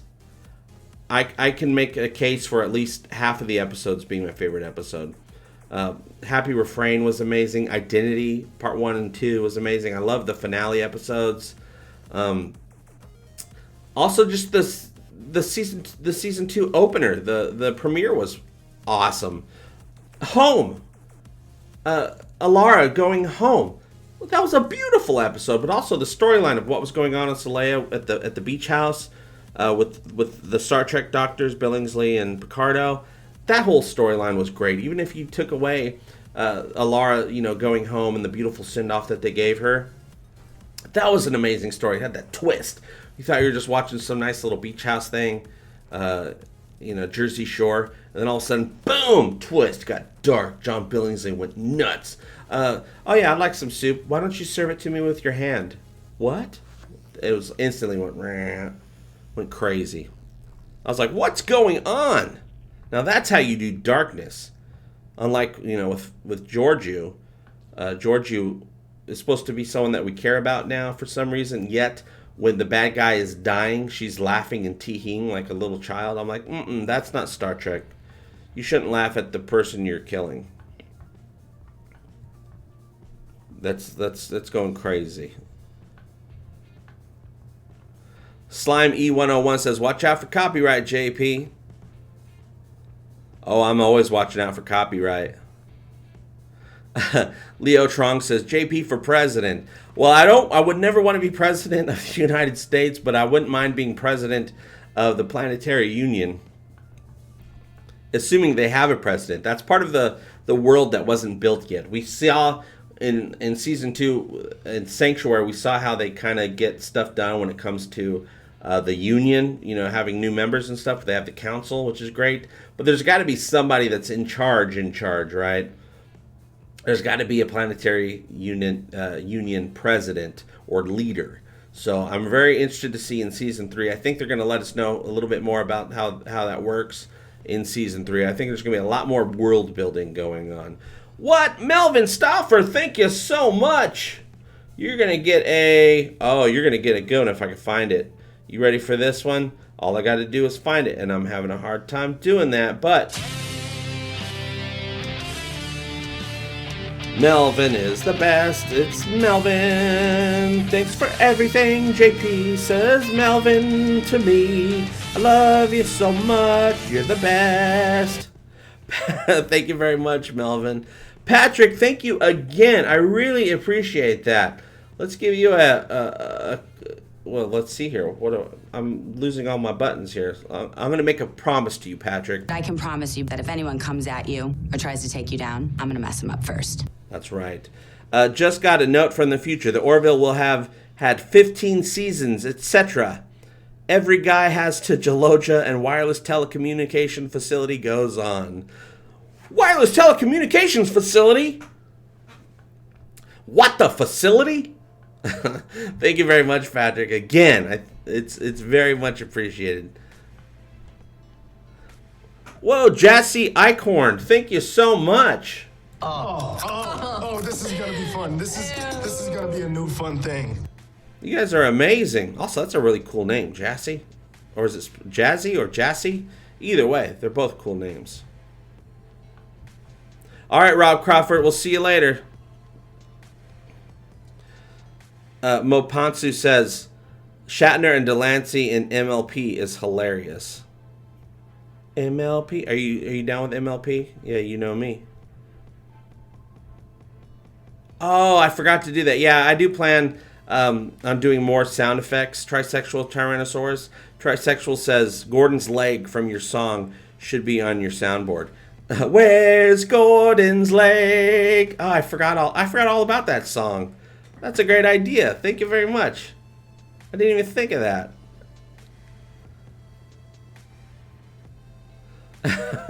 Lyle Austin says, Melvin. Sounds like a good name for the Orville spinoff. Yeah, we can also do Wilbur, or we can do the Redenbacher. Or like I said earlier today, we could do the Mocklin, what was it? The Mocklin, no. What was it? The Creepy Sex Lagoon of, no, Bortus's Sexy Lagoon of, doesn't matter. It's stupid. I like Melvin. Let's do the Melvin. I got tongue-tied. Just is guy. Thank you very much. I appreciate that. That's what I'm talking about right there on that board. Just Izzy guy. I've seen your name before. I'm having a hard time pronouncing it right now. I'm having a hard time saying words. Jassy Eichhorn says, hello from Baden, Germany. Baden or Baden? Mo Ponsu says, Tala is good. She needs her own episode. Right, well, we kind of got a little bit of her own episode as far as her dealing in a situation right then and there in Deflectors with the whole Lokar situation, but it would be nice to get a backstory episode. Like the whole fact that she said, oh, I come from a long line of Saleans who served in the military. I want to know more about that. She doesn't have some of the hang-ups like Alara had about, you know, trusting in herself and things like that. And she's very self-assured, very much a let's do this. She's confident, confident in her own abilities. That LaCroix just came out. Confident in her own abilities. So I would like to learn a little bit more about her. Let's get some great cameos as some of her family members or friends, right? And that goes for Kelly's parents too. We haven't met her parents yet.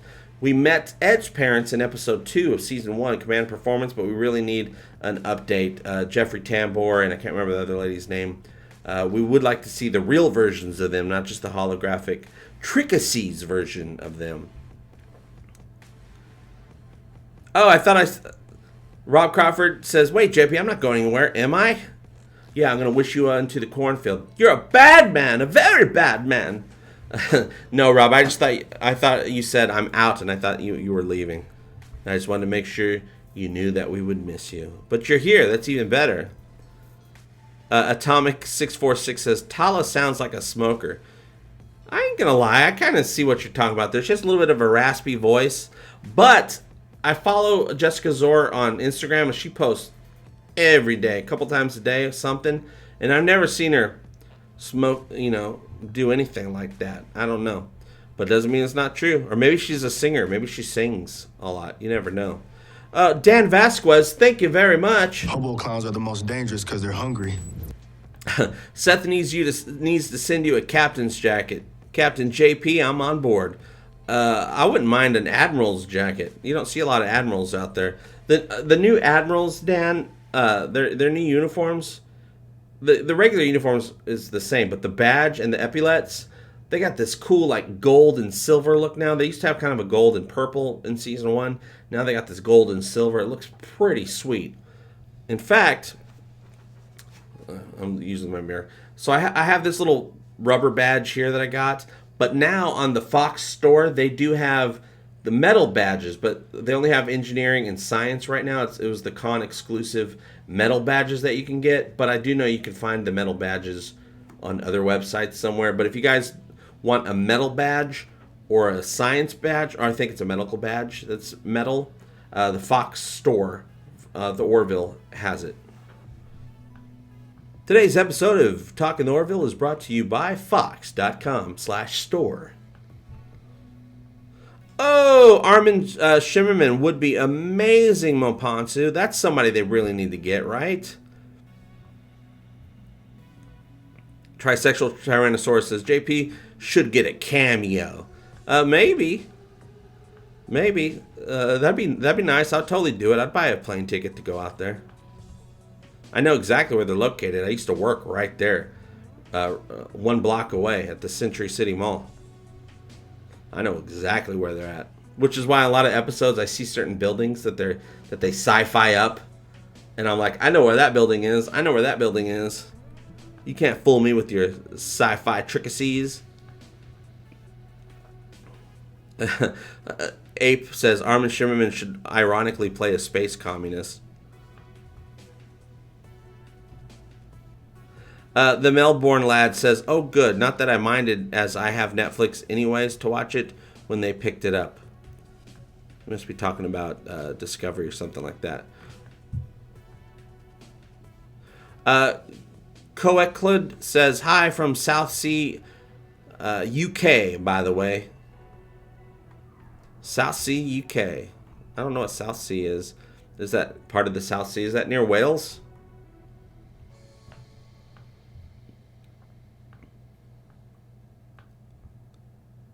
Matthew Smith says, you one of my top 5 YouTubers now, dude. You a trip. Thanks a lot, Matthew. I appreciate that. Top 5? Who's in your fave 5? Remember that? Eccleston's Angel says, JP should have a recurring role.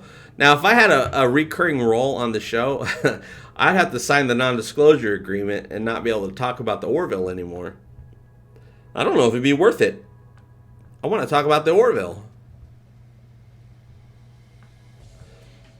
Dr. Scott Giles says, I like the captain's uniform, blue, more than admiral uniform. Yeah, blue is the better color as far as uniforms go. I mean, I always wear black all the time, but if I ever wear another color, I like that. It's blue, usually. Right? Mo Ponce says, if Shatner was on STD, fans would explode. They're like, right. You're like, Bill, get over to the Orville. That's where you belong. And actually, Bill does more belong on the Orville, right? Crackles and Pop says, great news. Just woke up from a nap. It makes the rest of my day. Right, you guys? Oh, I cannot believe today is the day. I did not expect my day to be going like this at all. I was in the middle of trying to fix my computer to hopefully get it working because something's wrong with it, like I said. And then, boom, all of a sudden, I put out that video real quick about Entertainment Weekly, and then, boom, 1 hour later, notification, it's official, it's official, it's official. And like I said, I fully expect some more news of some sort to come out by Monday with the Fox upfronts because they got to have more news to get people excited to buy commercials. Patrick, again, thank you so much. You are amazing. Now entering Glory Hole. A cameo for JP in the Orville would be cool, and maybe they could include the podcast too. JP as the bad guy who tries to hunt and fry them. Yeah. I think Brian and Shane could probably take me down pretty easily. But yeah, that'd be fun.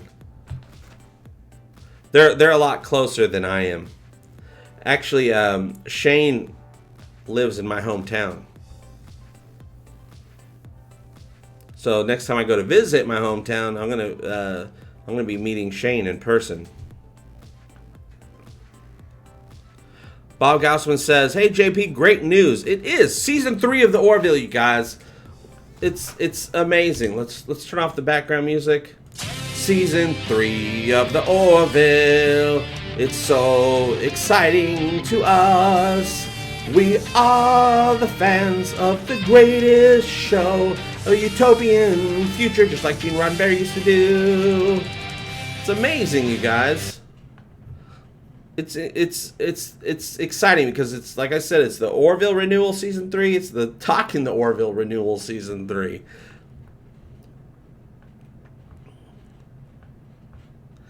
Tulpu says, JP Orville cameo would have to be the 25th century space internet celebrity. Yeah, wouldn't that be hilarious if they have me play some sort of like whatever their version of the internet is type celebrity, like just some vapid celebrity doing selfies. Dr. Scott Giles, dang, I do miss LA. Yeah, I miss it too. But every time I go back and visit, I'm like, oh man, I do not miss this traffic. I do not miss having to park 5 miles away from where you're wanting to go. Richard Willette says, still needs action figures and model kits. Yeah, we are having the HeroClix figures come out, and I believe the actual images of what they look like have been released just recently. I haven't had time to cover it yet. But they're not like action figures, right? We want some real action figures. And like I always say, I would totally buy up a ton of Funko Pops, right? I'd buy up all the Funko Pops they got. So hopefully we'll get an announcement on that. I want some Todd McFarlane Orville toys.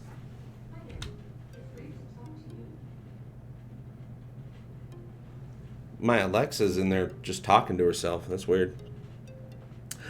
Keystone Retronaut says, JP, where did you get your hat? This hat was sent to me by the Orville production. When I started covering them, they're like, oh, that's so great. You know, you're a friend of the show. We thank you for your coverage. And they sent me this awesome hat, which actually I've had to start not wearing this hat out because I wore this hat so much. I've got it like a year and a half ago. And I wear it so much that now it's starting to fade a little bit, wear and tear, because you know I go outside with it, all that stuff. So now I just leave it, just starting this week, last week actually, I just leave it on a hook by the door, and I never take it outside because I don't want to ruin it, because it's very special to me.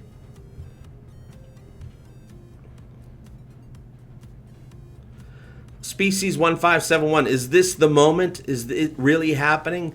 Yes, Species 1571, it is. It is official. The Orville has been officially renewed by Fox for their 3rd season. That's all the news we have right now. We don't know how many episodes. We don't know when it's coming back. We're going to be covering all that information throughout the weeks and months here. I think hopefully we'll get some of that information sooner than later. But of course, there'll be tons more information. Just like before last season, you guys. All of a sudden, things start popping up, and I'm like, oh, that's going to be a guest star. What? That's going to be a director. What? That's going to be happening. Oh, they're leaving the show. You know, stuff like that. So we'll be covering all of that stuff. Yeah, Richard Willett says Hero Clicks are gaming miniatures, not action figures. Exactly. They're not really action figures. They're just little miniatures used for, I think, an RPG type game where you have all these different characters from different IPs. Teppo Tulpu says, JB cameo idea, the Ferengi of the Orville universe. Give him all your money. Oh, that's perfect. Yeah. Or Gold Press Latinum. That would work too.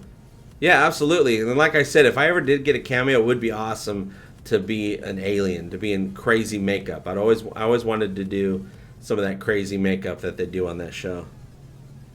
Moponsu says, I have a feeling Alara will be making more appearances in the show. I do too. I know that she is welcome back to do cameos. In a recent interview, David A. Goodman, he's the co-executive producer of the Orville, as well as one of the writers, and he's the one that wrote the upcoming comic books Orville comic books that are coming out in July during Comic-Con. He says, I don't see her ever being a full-fledged, like, permanent member again, but she is always welcome back. She's a friend of the show, and if they have the right story for her character, because they love her character, don't we all? That yes, they will definitely have her back if they have the right story for it, and I think they'll definitely be able to come up with the right story. We're back to the normal timeline.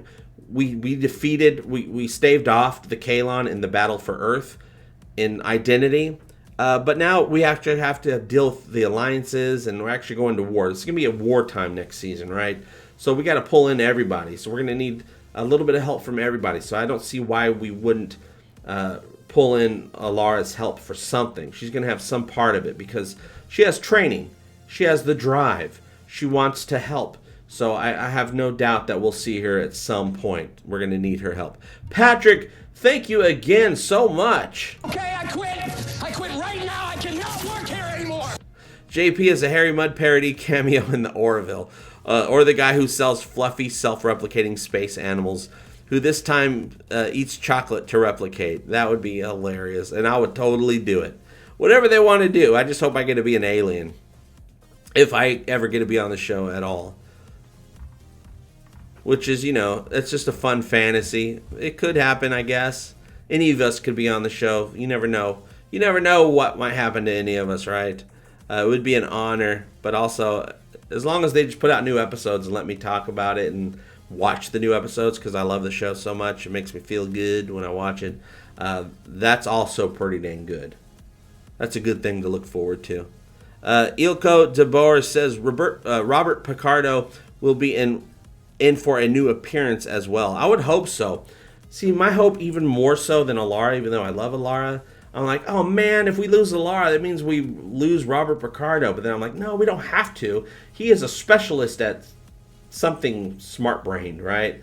They just have an episode where we need a specialist about that topic, and we bring him in for help. And then, maybe Alara will be there as well. I hope we don't miss out on another Picardo cameo. ATX2 says, I'm so happy I can kick a Ferengi. What's hilarious, I just realized an hour ago, I said, oh, we should probably end this stream soon. But the conversation's going so well. Trisexual Tyrannosaurus says, I would love to see Rob Lowe back as Derulio. Right, it would be great to see Derulio. Now, Derulio's people, the Retepsians, we did see 2 of them represented in Sanctuary during the Union, council meeting. Thing is, though, I could have swore in one of these episodes, or a couple of these episodes, at least in Old Wounds, Ed referred to Derulio as a blue Retepsian, which makes me assume that there are other colored Retepsians. Is there a green Retepsian? Is there a red Retepsian? do they all have different abilities from each other when they go into heat? I don't know. Is it kind of like they got different qualities about them, just like the blue Pokemon game versus the red Pokemon game? I don't know. We'll have to wait and see. But it would be cool to see a Retepsian that isn't blue.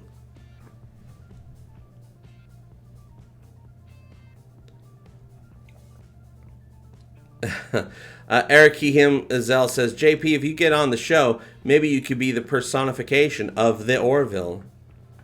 I don't know, but I'd surely make sure my quantum drives were fully charged up and ready to go. Dean Jones says, what if Topa wants to go back to being a girl? Now, that's something we've spoken about before, Dean, because I think that is a possibility for a good storyline. And I think that storyline, if Topa finally finds out the truth and decides, hey, I want to be a girl the way I was born. Because we did see him change and start treating females more betterer in that one episode. I think Topa going back, making the choice to go back to the way she was born, is a great way for Clyden to finally change his point of view. Because now Topa goes to being a female, but he loves Topa. And that's not going to change. That's his child. So maybe that will be the thing that finally gets Clyden to start changing and improving and, having that story arc that we're all waiting for. Because we love Clyden, but at the same time, Clyden, at this point, is irredeemable. Whether you love him or not, he's got some issues, some hateful issues. So maybe that'll be the turning point with a storyline like that. Eric Kehim says, maybe the Andorians in Trek, referring to something else on there. I'm sorry, I can't. There's a lot of chat going on. I think if you give Derulio some antenna, boom, maybe a wig, you got yourself an Andorian right there. Minkin 2 says, hey JP, late to the party here. Is this legit? Yes, it is legit. The Orville has officially been renewed for their third season by Fox. It was done just an hour and a half, 2 hours ago. It was officially announced, so we can all rejoice, we can all party. We'll have a great pre-show explosion this Thursday with hopefully even more tidbits of information about what's going on. Right now, we just know that it has officially been renewed. Of course, I've been saying, hey, I think it's been officially renewed internally months ago, which I hope it was. I hope that rumor is true, because we do need them to have been working on Season 3 in some way, some fashion this whole time in order for us to get the Season 3 back to us before the end of the year. I would hate for us to have to wait. They would hate for us to have to wait, but it might not be something that they have control of. We might have to wait until fall 2020 for Season 3. But also at the same time, why even announce it, right? If they're not coming back for the fall of 2020, that means they have nothing to do with the Fox upfronts. That means the advertising money that they need to come in to sell advertising blocks on Monday wouldn't affect this coming season, which is the whole point. It would be next May at the upfronts where they would be getting commercials for the Orville. So why would they even announce that today? I don't know. It could go either way. I don't know what's in their mind, but hopefully with enough snooping around, I'll be able to figure out for us.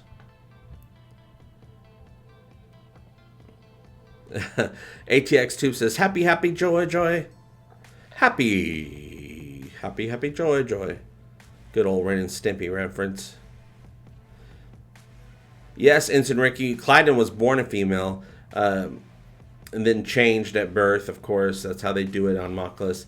He didn't find out that he was born female until just a couple years prior, after his worldviews have already been cemented, and perhaps he's holding on that much harder. He's fighting that much harder because of his history, which is maybe why he's been more of a douche when it comes to those types of situations than a normal Mocklin might be, even though normal Mocklins have pretty much shown that they're pretty lame at that as well. It's good, says JP and Angry Nerd Troll at Tanagra. Yeah, those walls did not fall. They did not fell. Rob Crawford says, not really. We're talking about if the Orville is owned by Disney. Is the property of Seth MacFarlane. Yes, I believe the Orville is the property of Seth MacFarlane, which means if he wanted to bail, he could take the show with him. But it is up to Fox Disney to give the money and the allowance to put it somewhere on their channels and all that stuff. So they do have to work together. And Fox wouldn't want to lose the Orville. It's going so well with fans. And it's getting pretty great, pretty awesome views this season. It's not like a super smash hit, but it is a pretty good hit. Dr. Scott Giles says, it would not be surprising if they got their production streamlined by now. That's what I'm thinking. The more you do something, the better you get at it, and the better you get at getting it out more quickly. And I would think that, yeah, they have been able to streamline some stuff and figure some stuff out. And I wouldn't be surprised if they're able to have the confidence, as long as the stories are written, because I think that's the most important part, that all the stories are written. As long as they have that, and I think they'll be more akin, hopefully, to do more like a regular TV show where they film some episodes, start getting them ready, and start putting them out while the other ones are still getting ready. And, it premieres even while they're still filming other episodes, right? So hopefully they're able to do that, and they have the confidence they need to do that. Patrick, thank you so much again. I really appreciate that. You are definitely going to be part of the A-Team now.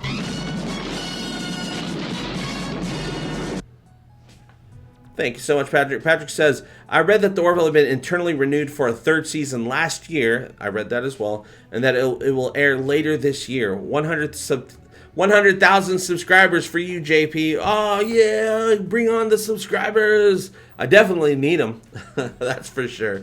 Now, the official Orville YouTube channel just reached the other day 100,000 subscribers. That means they are being sent, they're going to be sent their silver play button by YouTube with, like a little trophy or whatever. I'm sure they'll show us pictures of it when they receive it in the mail. It might take a little while to get it because that's just how it goes. So yeah, they got that, but they also produced this video saying, "Oh, we got 100,000 subscribers, yay!" And they had, it looked like a trailer for the Orville, and then at the end it had Scott Grimes saying, please subscribe to this channel. It means a lot to me, and this and that. And I'm like, if the show's going to be canceled, they wouldn't be putting out a video and asking you to subscribe for more content that they're going to be putting out, because they wouldn't be putting out any more content.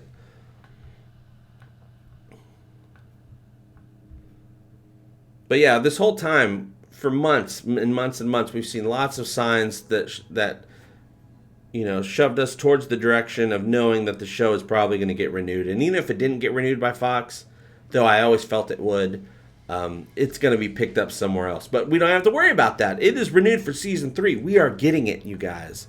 And I can't wait to get more information learnt into my brain and then put out to you guys.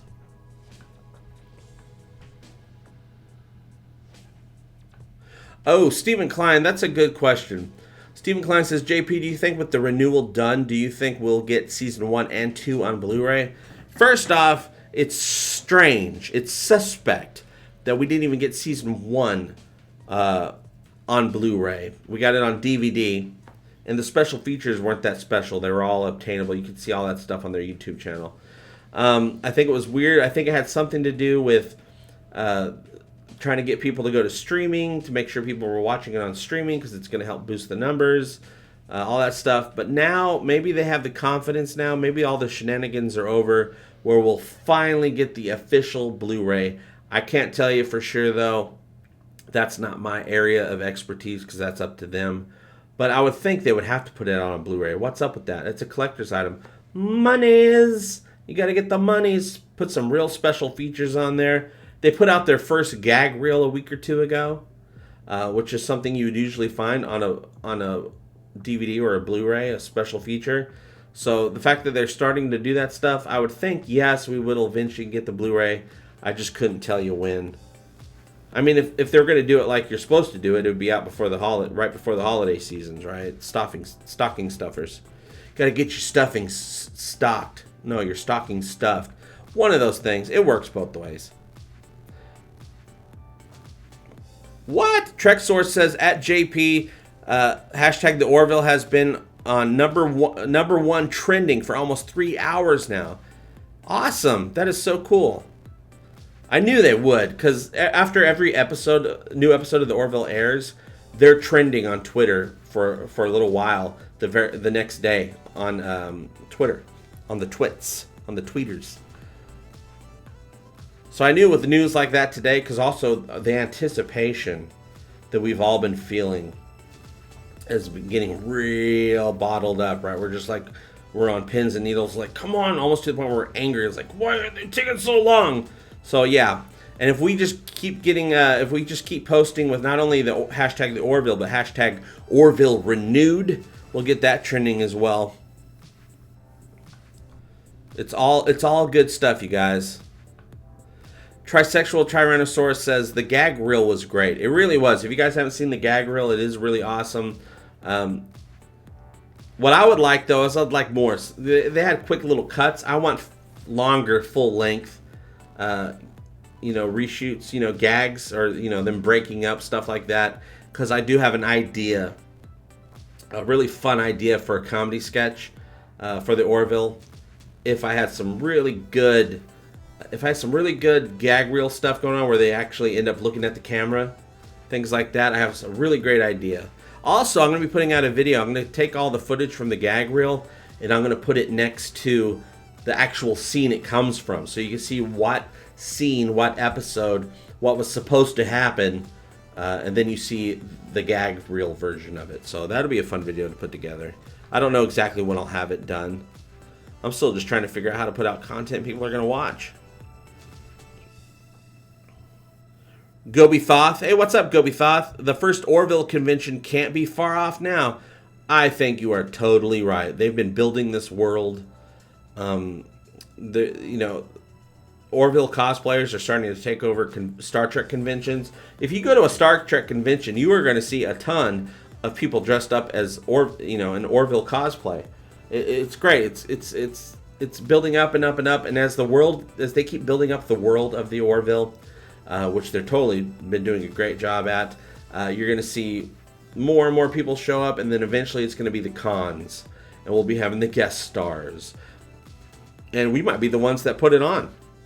We might have to put on the very first Orville con. If we don't do it, somebody else is. Teppo Tulpu says, JP, I heard strong and reliable rumors that there will be a streaming exclusive spinoff. Oh my god. That would be amazing. It will be a Mocklin-centered show and will be on Pornhub Premium. Ah, Teppo. That's very reliable. I'd still totally watch that. I'd tune in every week to see what was going on in the Pornhub Premium Mocklin show.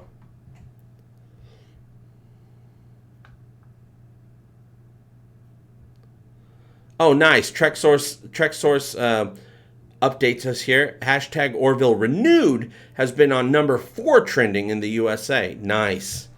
I bet you that's going to go on all weekend.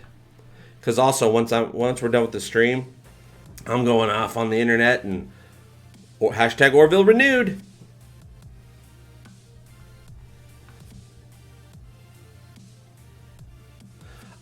Jim Wise says, come on, JP. You and some fans are throwing some shade, making the disco fans feel unwanted here. First off, Jim, let me tell you right here, yes, we do go off topic sometimes with the disco stuff, but you are very welcome here. And like I always say, I love that people are into disco. And I say this in all the reviews I was doing and every time I bring up disco in my show. Don't ever forget, there are people that are totally into Discovery, and not just new Star Trek fans. There are legit, long-time, lifelong Trekkies that absolutely love Discovery. So far, even though I've seen lots of improvements of the show, I am looking forward to season. It's still not quite for me as far as the Star Trek show goes. It's not for me, but I still enjoy checking it out to see what they're doing, to see what improvements they're making that I like. And I'm very interested in Season 3 because while I don't think they fixed the timeline like they said they were going to, I do think they really set it up where Discovery can really stand on its own in Season 3 and not have to deal with all the baggage that they have to deal with, that any Star Trek show would have to deal with that's new. So all Discovery fans, all Star Trek fans, all Star Wars fans, and of course all Orville fans are welcome here. So, you know, we got to try to be nice. If you don't like the show, that's fine. It's fine to critique the show. And that goes for people that are critics of the Orville as well. I get some of that on the chat as well.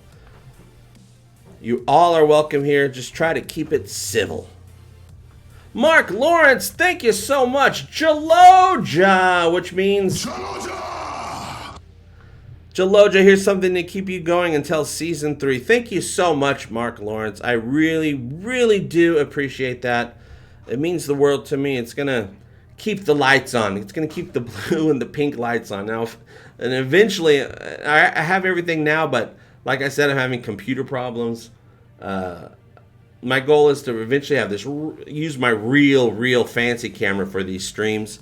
I did it 2 weeks ago, or a week and a half ago, when we had the podcast on as guests. We're all chatting. I had my fancy camera on because I got it working. But I plan on doing, figuring out a better setup. I don't have it placed in a way right now with my new setup. I have to rearrange everything so that I can have the right angle. I'm not able to do the right angle right now, so I went back and, my computers can't handle it right now. So we're doing the regular camera, but I think it's going fine because my whole stream was jacked up when we first started, and you guys stayed on, which I really, really appreciate. And thanks again, Mark Lawrence. That's amazing.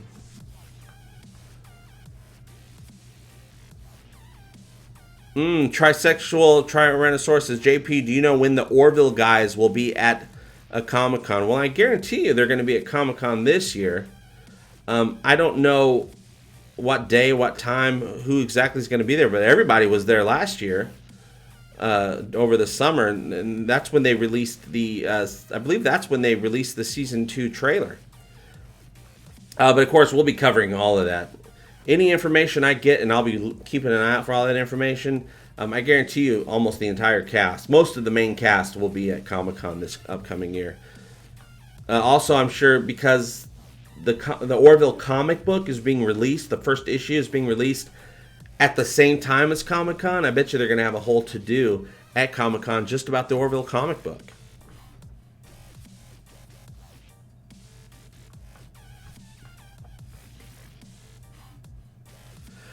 Kid Notorious asks, officially renewed, please don't play with my emotions. Is it really so, JP? Yes, Kid Notorious. The Orville is officially renewed by Fox. It was announced a couple hours ago at this point. It's officially renewed. We are officially getting a Season 3. That's all the news we have right now about it. We don't know when. We don't know how many episodes. But that information will be coming out. And this has been going on throughout the whole stream, which is great. I love it. I want to know what you guys think. It's great that we're all here hanging out, we're chatting about it, and then some people join us later on, and they're not sure if it's a joke or what, because, nobody expected this announcement today of all days, and there's been a lot of false starts when it comes to the official renewal. It's so great when somebody pops in, it's like, what? Is it really renewed? And then we get to say, yes, it is renewed. It's like I get that excitement every time. It's like you find out that you're going to have a baby, and you go around and you tell your friends, hey, we're pregnant. And then, you get that excitement every single time. So, yes, I'm pregnant, you guys. Patrick, thank you again. I really appreciate that so much. Oh, wow. Sweet emotion. Patrick says, the only thing I like about STD are the rants of Doomcock and Anti-Trekker. These would be even worth buying on Blu-ray. Yeah, those are fun. Doomcock's a lot of fun because he's got his whole scenario, his whole backstory that he's doing with the whole villain thing. I don't while we share a lot of the same opinions, we don't share all the same opinions about Discovery, because I am rooting for Discovery. It hasn't won me over yet, but it gets a little bit closer with certain situations, and I see improvements. Still hasn't won me over yet, but I don't want to just hate on it, right? Sometimes I'll have fun and do some jabs at it, but I wanted to keep the Egotastic FunTime fun. So even if I'm critiquing it and saying some things about that I don't like, I still try to do it with a wink and a nod and have a little bit of fun with it, because I think it's fine when people critique something. Even when I see people critique the Orville all the time, and sometimes I'm like, oh, you're just being mean, and then other times I'm like, that's fair. That's a fair assessment. It all depends on where it's coming from, right? But yeah, Doomcock especially, I appreciate Doomcock. I just, he's a villain. He's supposed to be a villain. He's supposed to do it that way. I want to be a good guy. But, hail Doomcock. He's pretty awesome. Stu Parker says, hey, just found out. How cool. It is cool. The Orville Season 3 coming at you. When? We don't know. How? We don't know. Well, it's going to be on... We assume it's going to be on Fox, right? It said renewed by Fox, so that kind of tells me that it's definitely going to be on Fox, right? Richard Wetfuss, thank you so much. The tingles. I feel as if I have been standing my entire life and I just sat down. Richard Wetfuss says, when the renewal of the Orville was announced, Constant Wu Wage tweeted her anger. Then she realized it wasn't her show. Oh, good old Constance.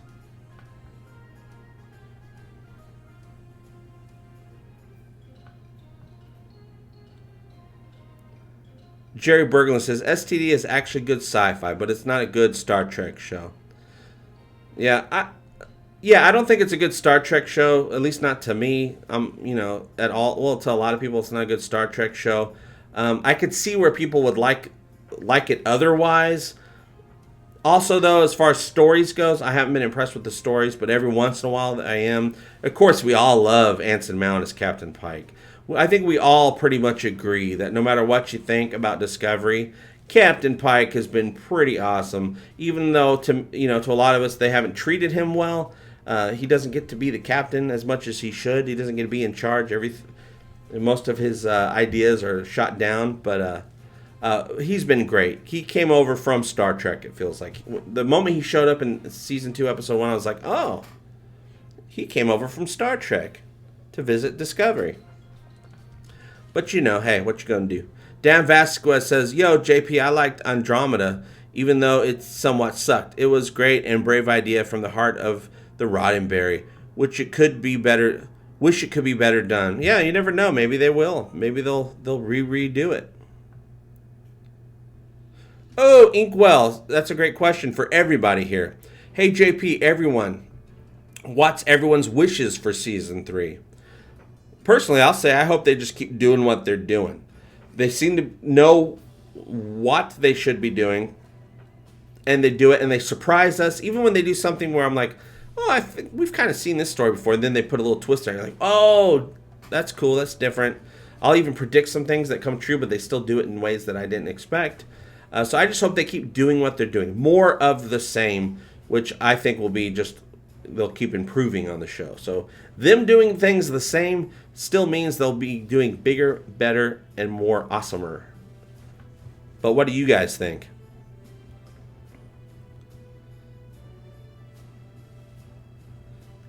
Exploring Fate says, anyone who comes in and asks about the Orville being renewed, we all say, Jaloja!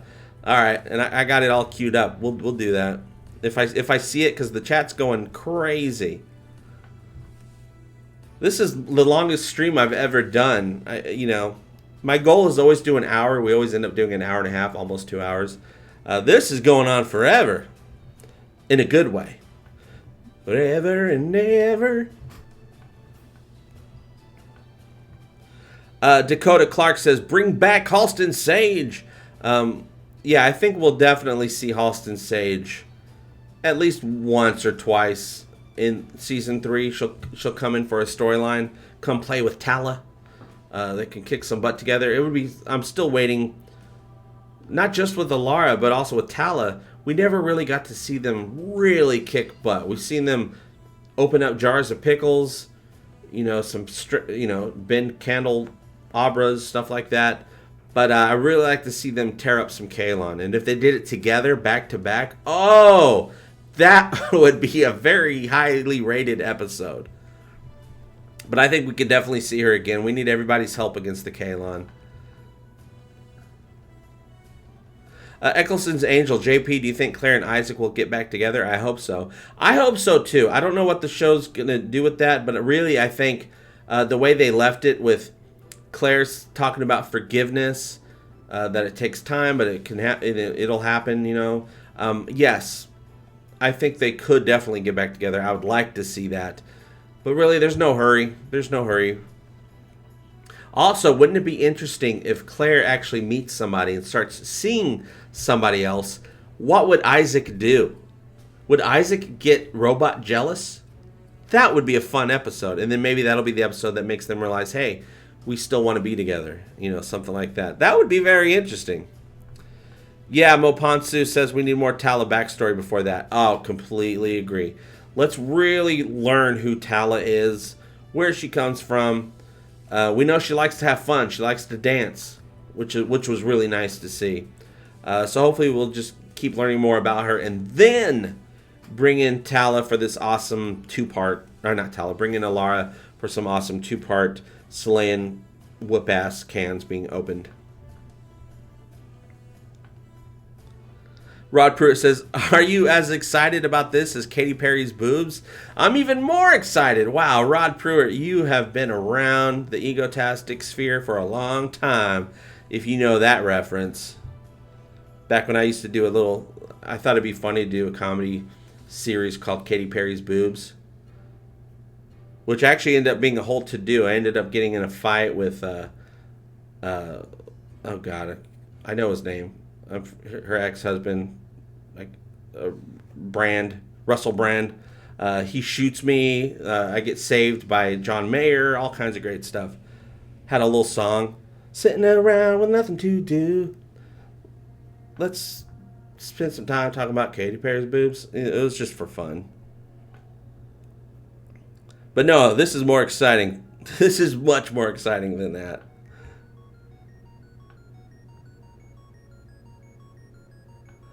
Dr. Scott Giles, yeah, will Isaac develop human emotions the longer he is with people? I think it'd be interesting, because I think Isaac does have some sort of emotions going on, whether he knows it or not. But I don't think it would be human emotions. It would be a new thing. It'd be artificial life form emotions, whatever that form of emotional palette takes, right? That would be very interesting, and I think the Orville is smart enough to consider doing something like that. Instead of just giving him human emotions, instead of striving to be more human, he's striving to be a better AI, right? Even though he's not really striving for any of that stuff right now. He's been affected, and we all know it. And they kind of did that with his subroutines were affected when Claire left, when he wasn't with Claire, because he adjusted his subroutines for her, and now he's not working properly because she's out of the picture. They kind of touched upon something like that there. Aaron Hall, thank you so much. Show no mercy. We fight for the glory of Avis. This is the best news ever, you guys. Even more Egotastic Orville time. That's right. And then in season 3, if they premiere it during the right time of year, that means we're going to continue to do the next day Egotastic Card Time Orville review. That's another reason I liked that the Orville was during the mid-season, because otherwise it's just way too hot and swampy around here. I can't do those card time videos, but I really started enjoying doing those card time videos the next day after, with my initial first impressions Orville reviews. So I am looking forward to getting back to that. And thank you again, Aaron Hall, longtime supporter. We chat a lot on Twitter with Aaron Hall. Thank you, my man. Patrick, again, thank you so much. Now entering Glory Hole. By the way, is there any statistics about shirt color and casualties in the Orville? I was looking into that in Identity Part 2. Yes, a little bit. In Identity Part 2, the Kalon boarded and they're shooting up everybody. Apparently, Tala has an entire security team we didn't know about. So all the red shirts come in and they're all getting blasted away. Red shirt death, red shirt death, red shirt death. But then the officer that got thrown out the airlock, played by Mark Mamone, he was wearing orange. It looked red because the red alert lights were on, the low lights, so his uniform looked red, but he was actually wearing orange. So what we have is a whole bunch of red shirts and one orange shirt. They got deaded. But it happens sometimes, you guys. You got to throw in a non-red shirt every once in a while. But yeah, there was a lot of red shirts in Identity 2 that got killed. Because otherwise, we really haven't had much deaths on the show as far as officers on the ship are concerned. But the Kalon came and took care of that. They fixed that situation, didn't they? Time Traveler Registered Trademark, thank you so much. Really? This is my job? How did I win at life? This is the opportunity to build a universe. Absolutely. And with Season 2, they really started building that universe, didn't they? A lot of world building. Character building, very heavy on the character building and heavy on the world building, which is a great combination. Which means that anytime something happened on the show, because they spent so much time building up the characters, we cared that much more. A lot of shows forget to do that. They just say, hey, here's a character. Everybody loves them. Now they're dead. And you're like, oh, but then next week you don't care anymore. Not the case with the Orville, you guys. Exploring Fate, thank you so much. Oh, wow. Sweet emotion. Exploring Fate says, anyone know how many years it was renewed for? No, I don't know because I haven't had the chance to look at any of the finite details yet. As soon as I found out it was renewed, we started this stream. And now, of course, the rumor from December is that it was internally renewed back, last year, with the option for season 4 and 5 right there, ready for them anytime they want it. I kind of tend to believe that there's a big possibility that that's true, but I don't know if that's been announced. And even if it is true, I don't know if they would announce it yet. They might wait until Monday at the Fox Upfronts. Ooh, Richard Miller, Nerdrotic showed an Orville model in his vid. Where's yours, JP? Well, I did see that Gary from Nerdrotic posted a quick little thing on Twitter about something that showed up in his P.O. box. I guess somebody sent this to him. I don't know if he ordered it or not. I didn't watch it, so I just assumed it was a Star Trek model. I didn't know it was an Orville model. It's amazing. I'm going to go watch that. Good for him. I do want to get some of that stuff, but I spent all my money on getting that first box of Orville cards. So once I get some more money, I do plan on getting some more swag. I want to get all the silver buttons because I want... This isn't supposed to be like an MC Motorcycle Club commander uniform, even though my stupid badge fell off. But that's okay. They sent me the wrong badges in the first place. I want to get the bigger silver badges. This is like a tribute to the Orville, so I want to get all the silver badges. I'm gonna buy those when I find them. And when I get some money, and I'm gonna put all the silver badges all over this thing. I want this jacket covered with cool, stuff. Like I do got. What I have like my little astronaut pin and my Yuri's Night pin, but I also have a Yuri's Night badge that I need to sew on it. But I haven't taken the time to do that yet. But yeah, I'll be getting some swag. I'll be getting some Orville stuff, you guys. Just gotta get that, get all them bills paid. Make sure that we're doing well on that so that we can keep having an egotastic fun time. Nick Danger 420 says, I hope we don't get 16 episodes for season 3. Well, I hope we get at least 16 episodes. We only got 14 in season 2, but technically we only got 13 because Primal Urges was a carryover from season 1. So technically, season 1 was supposed to be 13 episodes, and season 2 is also supposed to be 13 episodes.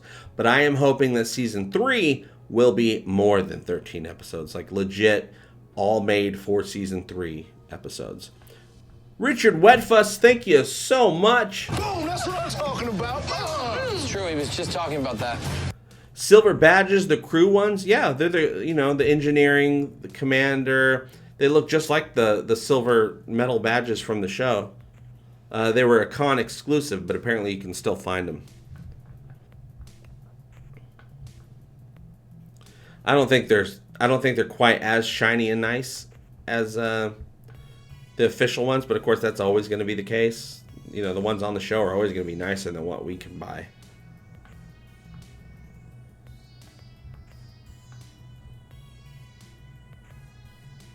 Yeah, Rob Crawford right there. Rob Crawford says more John Lamar episodes.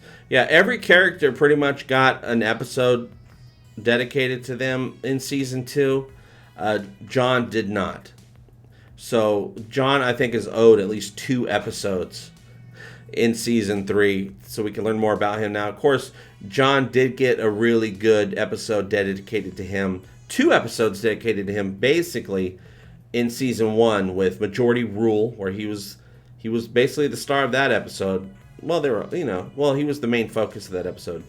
And then also in New Dimensions, where he got promoted to engineering, he was basically the star of that episode. But yeah, we missed out on season 2 with him, so we do need season 3. We need some more zippers put in our jackets, you guys.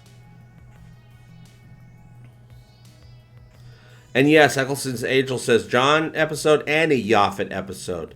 Yes, in the New Dimensions episode, Yaphet did get a nice scene where he was complaining about not getting promoted.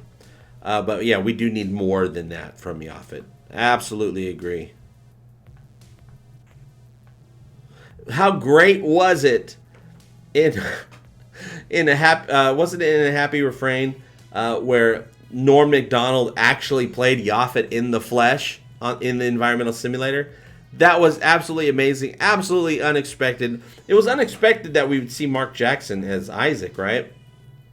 I didn't think in a million years that they would double down on that, and actually have Norm show up as well. But as soon as Claire's at the bar having a drink, and you hear hey Claire, whatever he said, I could just tell. I was like, oh my God, that's going to be Norm in the flesh, and there he was.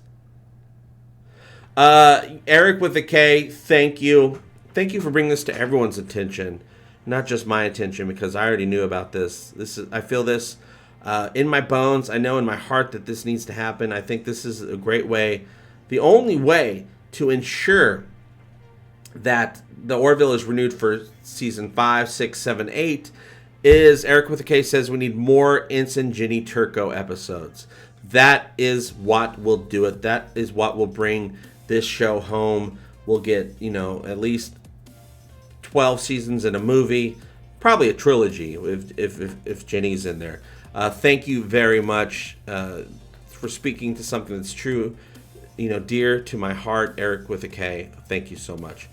Richard Wetfuss, again, thank you so much. Boom, bitch! What? Yaphet visits his homeworld would be great. Yes, we need to learn more about Yaphet's people, which apparently is being called the Gelatins. Do not care for that at all. I do not like them being called the Gelatins. It might just be a default name that the fans gave to them because the show hasn't given us a name yet. But they call them the Gels or the Gelatins. That's not going to fly. Might as well just call them Jello Pudding Pops. That's not going to work. You got to come up with a different name, show. So hopefully they do that for us and give us a backstory. What would a planet look like that is populated by a bunch of, balls of Jello? I want to know. Do they have buildings? What do they have? Chairs? What does this place look like? Eric with a K says you are welcome, JP. Thank you so much, Eric with a K. Ginny Turco forever. Exploring Fate, thank you so much. Yeah, I like that. That's good. Yeah, you look like the guy who's on the list because you know the DJ. Exploring Fate says it would be cool if JP, Popcast, and Nerdrotic could do a co-live stream of the Orville renewal, and if any 3 of the shows could get one of the stars to come on.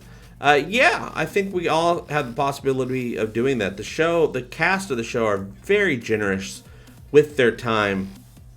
Lots of them are very generous with their time if they have the time. These are busy people. I think, yes, we could do that. It's just about having the cojones to reach out and try to get them to be on the show. I do know that the Popcast a week or 2 ago had Ty and Marcus, which is Kai and BJ Tanner on the show, talking about the Orville, which is awesome. But yeah, wouldn't it be great if it's me, JP, from Egotastic FunTimes, Popcast, Nerdrotic, and Scott Grimes? What? That would be awesome. I think Popcast would be a great channel to host that because they're really great at setting up for multiple people to be on the show. I'm still learning how to do it, but we'll get there. We're going to start having guests on our live show, or we're going to start having guests on Egotastic FunTime pretty soon as well. It's one of the things I've been working on. Joseph Jones, what? You get a... Now entering Glory Hole. Oh, Joseph Jones says, I have to make like a baby and head out. Thanks for all the great content, JP. Thank you, Joseph Jones. I say it all the time, but it really does mean the world to me that you guys watch the show and like what I'm trying to do with my dumb little show. And I really do appreciate that, Joseph. Have a great night. Make like a baby and head out. Oh, I just got that. Gross. Joseph Jones. That's adult content right there. Actually, it's baby content. James Black, thank you so much. That's what I'm talking about right there on that phone. Hi, Egotastic. Love your show. Thank you very much, James. I appreciate that very much. I'm glad you're here. It's Good says, Ensign Turco should get together with Lieutenant Dan. You are wrong. You are wrong. It's good. It's good. Ensign Turco should get together with whatever character I play on the show next season. I mean, that's everybody knows that. JP and Jenny together at last. No, I really do hope that they do flesh out Turco's character a little bit more. We got a little bit more of her not only at bowling night in A Happy Refrain, but we also got a little bit more of her in Deflectors. She makes cupcakes. Now, of course, Dan, Lieutenant Dan, and her had that little moment where he took the cupcake. He's like, "Oh, tractor beam, it's pulling us in," which is great. But yeah, Jenny's fun. She's a nice, fun character, so it'd be fun. It'd be great to see her do some more stuff on the show. Oh yeah, Exploring Fate. I totally forgot about that. Popcast just not very long ago had Tom Constantino on their show, and he said he wanted to do it again. Oh yeah. I'm not surprised. Tom is great, but also Shane and Brian from the Popcast are great. They're fun to talk to. I love talking with those guys. We chat all the time. And love those guys. Popcast. Check them out. Eccleston's Angel. That's a very good question. When are Scott and Adrian getting married, JP? I don't know the details on that, because usually that's the personal stuff, so I haven't really kept track of it. But yes, just so you guys know, if you didn't already know, Scott Grimes and Adrian Palicki are in a relationship together. That's Gordon and Kelly Grayson. They are in a real life relationship, and they are engaged to be married. So I think it'll be fun when we find out the details on that. Is when they're getting married, or after it's been announced that they're married, whatever the situation was. That we'll do a show. We'll have a nice little celebration for them. We'll have a shower for them or something like that. Bill Keith Channel says JP could be Yaphet's cousin. Yeah, I'd do that. I'd do some voice work.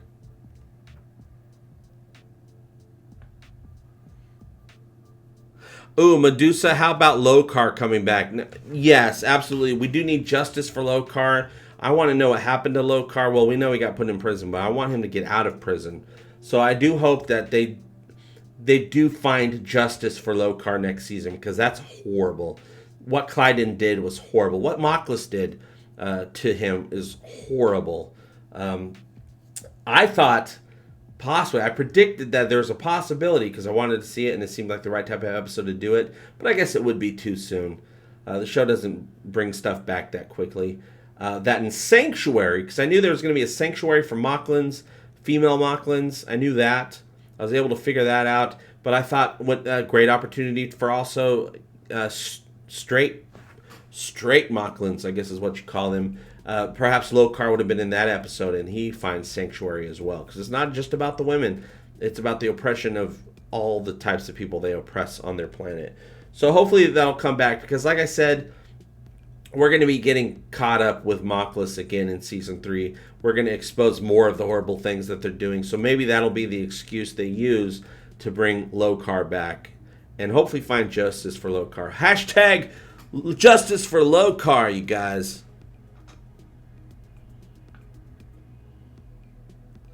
High Plains Drifter says Yaphet is from a race called the Gummies. We're at war with the Twizzlers. Right, yeah, Eccleston Angel just said it. I want Lokar to be able to go to the Sanctuary Planet. Absolutely. Also, the Sanctuary Planet shouldn't even be a sanctuary. It should just be a legit planet of people, and these are the people that live on the planet. Get them in the Union. We need some good Mocklins, right? Because we have some Mocklins that we love, but we just don't love where they come from.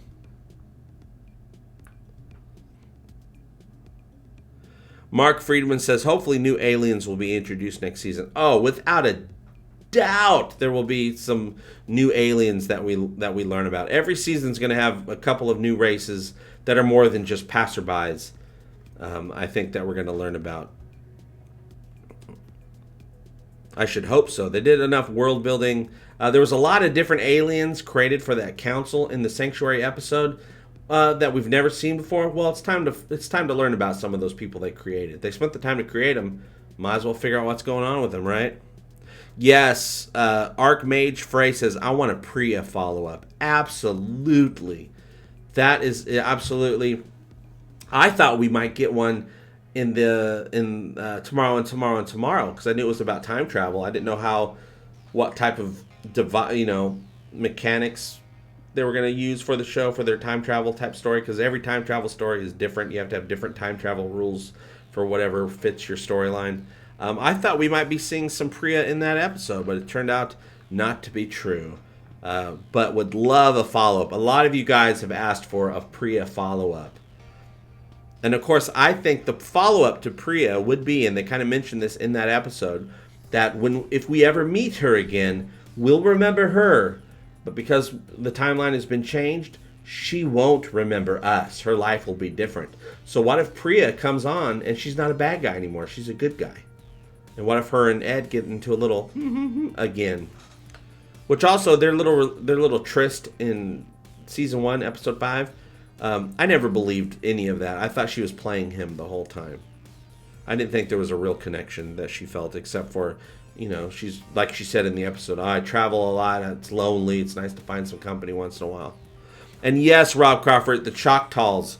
Choctaws being that alien race that kicked some Krill butt in Nothing Left on Earth Excepting Fishes, totally destroyed that Krill ship, and the Krill had to evacuate and run from them. The Choctaw, those little monkey dudes, yes, we have to see them again, because we now have an alliance with the Krill, and the Krill seem to be afraid of those dudes. So, we might have to fight the Choctaw as well, alongside with the Krill. James Gibbons says, hi, JP. Yay, got renewed. Also, hi from the UK. What's up, James Gibbons? Yes, very happy that it got renewed. Yes, Eric with a K says, isn't Priya from a different century? Yes, she is from the 29th century. She's another 400, 500 years in the future. So she's as futuristic to the Orville as the Orville is to us. So even if we meet her again, she would have to find another way to time travel. Before, they were time traveling through a wormhole from her time. But the problem is that wormhole has been shut down. At least it's been shut down in Ed's time frame. So I don't know if maybe it just leads to other times now. I have no idea. But also, if you're in that time frame, it would have. I don't know. That's time travel logic. It's tough. Archmage Frey says maybe she'll come back as a temporal investigator in early season 3 after detecting a time change from end to season 2. That'd be cool. Time detectives, temporal investigators, that's something they were touching upon in the season 2 finale of Future Man, which supposedly we're going to be getting in season 3. I don't know the news on season 3, but at least Seth Rogen was pretending to be a temporal time agent in Future Man. If you guys watch that, I highly recommend it. But like I said in the last stream, very adult comedy, sci-fi, time travel, 80s references to all the 80s stuff that you like, Terminator, all that great stuff. But it is very much for adults, and it's on Hulu. 2 seasons, all available right now. Instant Ricky says we need the Orville Deep Outpost 7. Absolutely. I posted a poll earlier today. what would a spin-off of the Orville be called? Because the problem is with spin-offs, Star Trek was easy because the show's called Star Trek. So the ship's not called Star Trek. So you can have Star Trek The Next Generation, Star Trek Voyager, Star Trek Deep Space Nine, Enterprise, which eventually became Star Trek Enterprise, Star Trek Discovery, all that great stuff. Spin-offs, because Star Trek's a great word for that, a great term. The Orville is the name of the ship. How do you spin it off and not have the Orville in it? You have to call it something that doesn't have the words the Orville, which is kind of the point. I don't know how they're going to do that. So what do you guys think a spin-off of the Orville should be called? And I know everyone's going to say, oh, the Wilbur, the Redenbacher, the Picklers, which is great. But like if they really did it, what would they really call it? Dr. Scott Giles says, a temporal Cold War like an Enterprise. Medusa says, I would like to see episodes of the Orville timeline like the other universe in Deep Space Nine. Ooh, that'd be cool. I like all that other timeline stuff. Dr. Scott Giles says, the Orville 90210. Mo Ponsu says, the Orville Lower Decks. James Gibbons says the Orville should only do sequels, though, no prequels. Yeah, I think the Orville, I think Seth MacFarlane knows better than anybody else. Leave no more prequels. I'm pretty sure he's tired of prequels, just as because he's part of the fandom, sci-fi fandom as well, and we're all pretty much done with prequels. Eccleston's Angel says Future Man is so bizarre. It's a train wreck you can't look away from. Yeah, it is crazy bizarre. It is so bizarre, but in like just the most fun, crazy way. Whatever the craziest idea you can think of that you would think, oh, that'll never work on screen. Future Man is able to do it. I have no idea how they were able to get the cojones to put something like that together. Mr. Zedblade says Planetary Union Exploratory. Eric with a K. Galactic Union Adventures. Nice. Stanley Avis. Bill Keith's TPL, the Planetary Union. We might have to do that. Yeah, I don't... It's really tough. Yeah, the Orville 2, the Electric Boogaloo. That's a good one. The Union, the Masked Singer. Oh my god. That's Mark Friedman said that. And Teppo Tolpu said the Orville 2 Electric Boogaloo. Brandon Richardson, I'll give Seth $1 if he names a ship the Redenbacher in season 3. Yeah, they got to. They got over 3,000 ships, probably more than that. They probably upped production of ships now that they have the Kalon issue. They might have 4,000 ships by the time we meet up with them again. But also, that gives me a great idea, Brandon.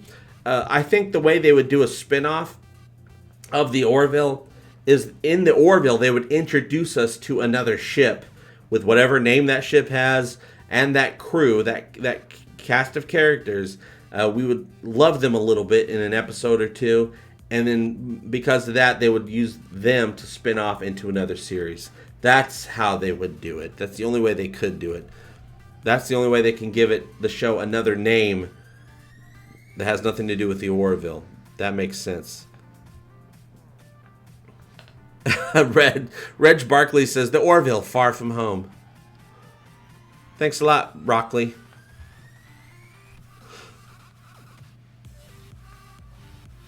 And then Trek Source is saying, JP, congrats. The Orville has been on #1 trending for more than 3 hours now. That's amazing. We're doing it. And the whole trending thing just lets Fox know, hey, people are wanting this. They're loving it. They're trending it. Let's keep throwing money at it. That's what we need. We need the money. We need the crew to get this show put together so that we can get this show done, at least episode 1 ready by the very end of the year. It's going to be a close call, but I think they can do it as long as they've been working on stories.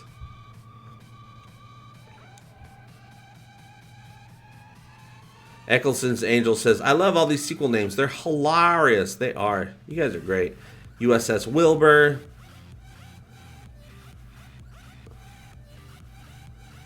Dr. Scott Giles says, the Orville and the Kitty Hawk. Brian Westbrook says, I liked your A View from a Krill, but only if Duran Duran does the theme song. Eccleston's Angel, the Union Strikes Back. That's right, because the Kalon, they struck us first. Now it's time for the Union to get on the offensive. The Union strikes back. Because what are we going to do? We're just going to let the Kalon go back and then just get ready for another attack?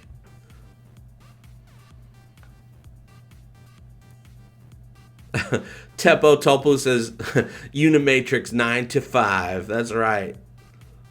Wouldn't it be great if they did... Oh my god, wouldn't it be great if they just did a remake of 9 to 5, but the Orville did the remake, and so they did a 9 to 5 remake that takes place in the 25th century? Justin Skeen says, Orville the Rainbow. Somewhere over Orville the Rainbow. Oh, wow. Dr. Scott Giles, the Orville After Dark. Well, that would be with Bortus.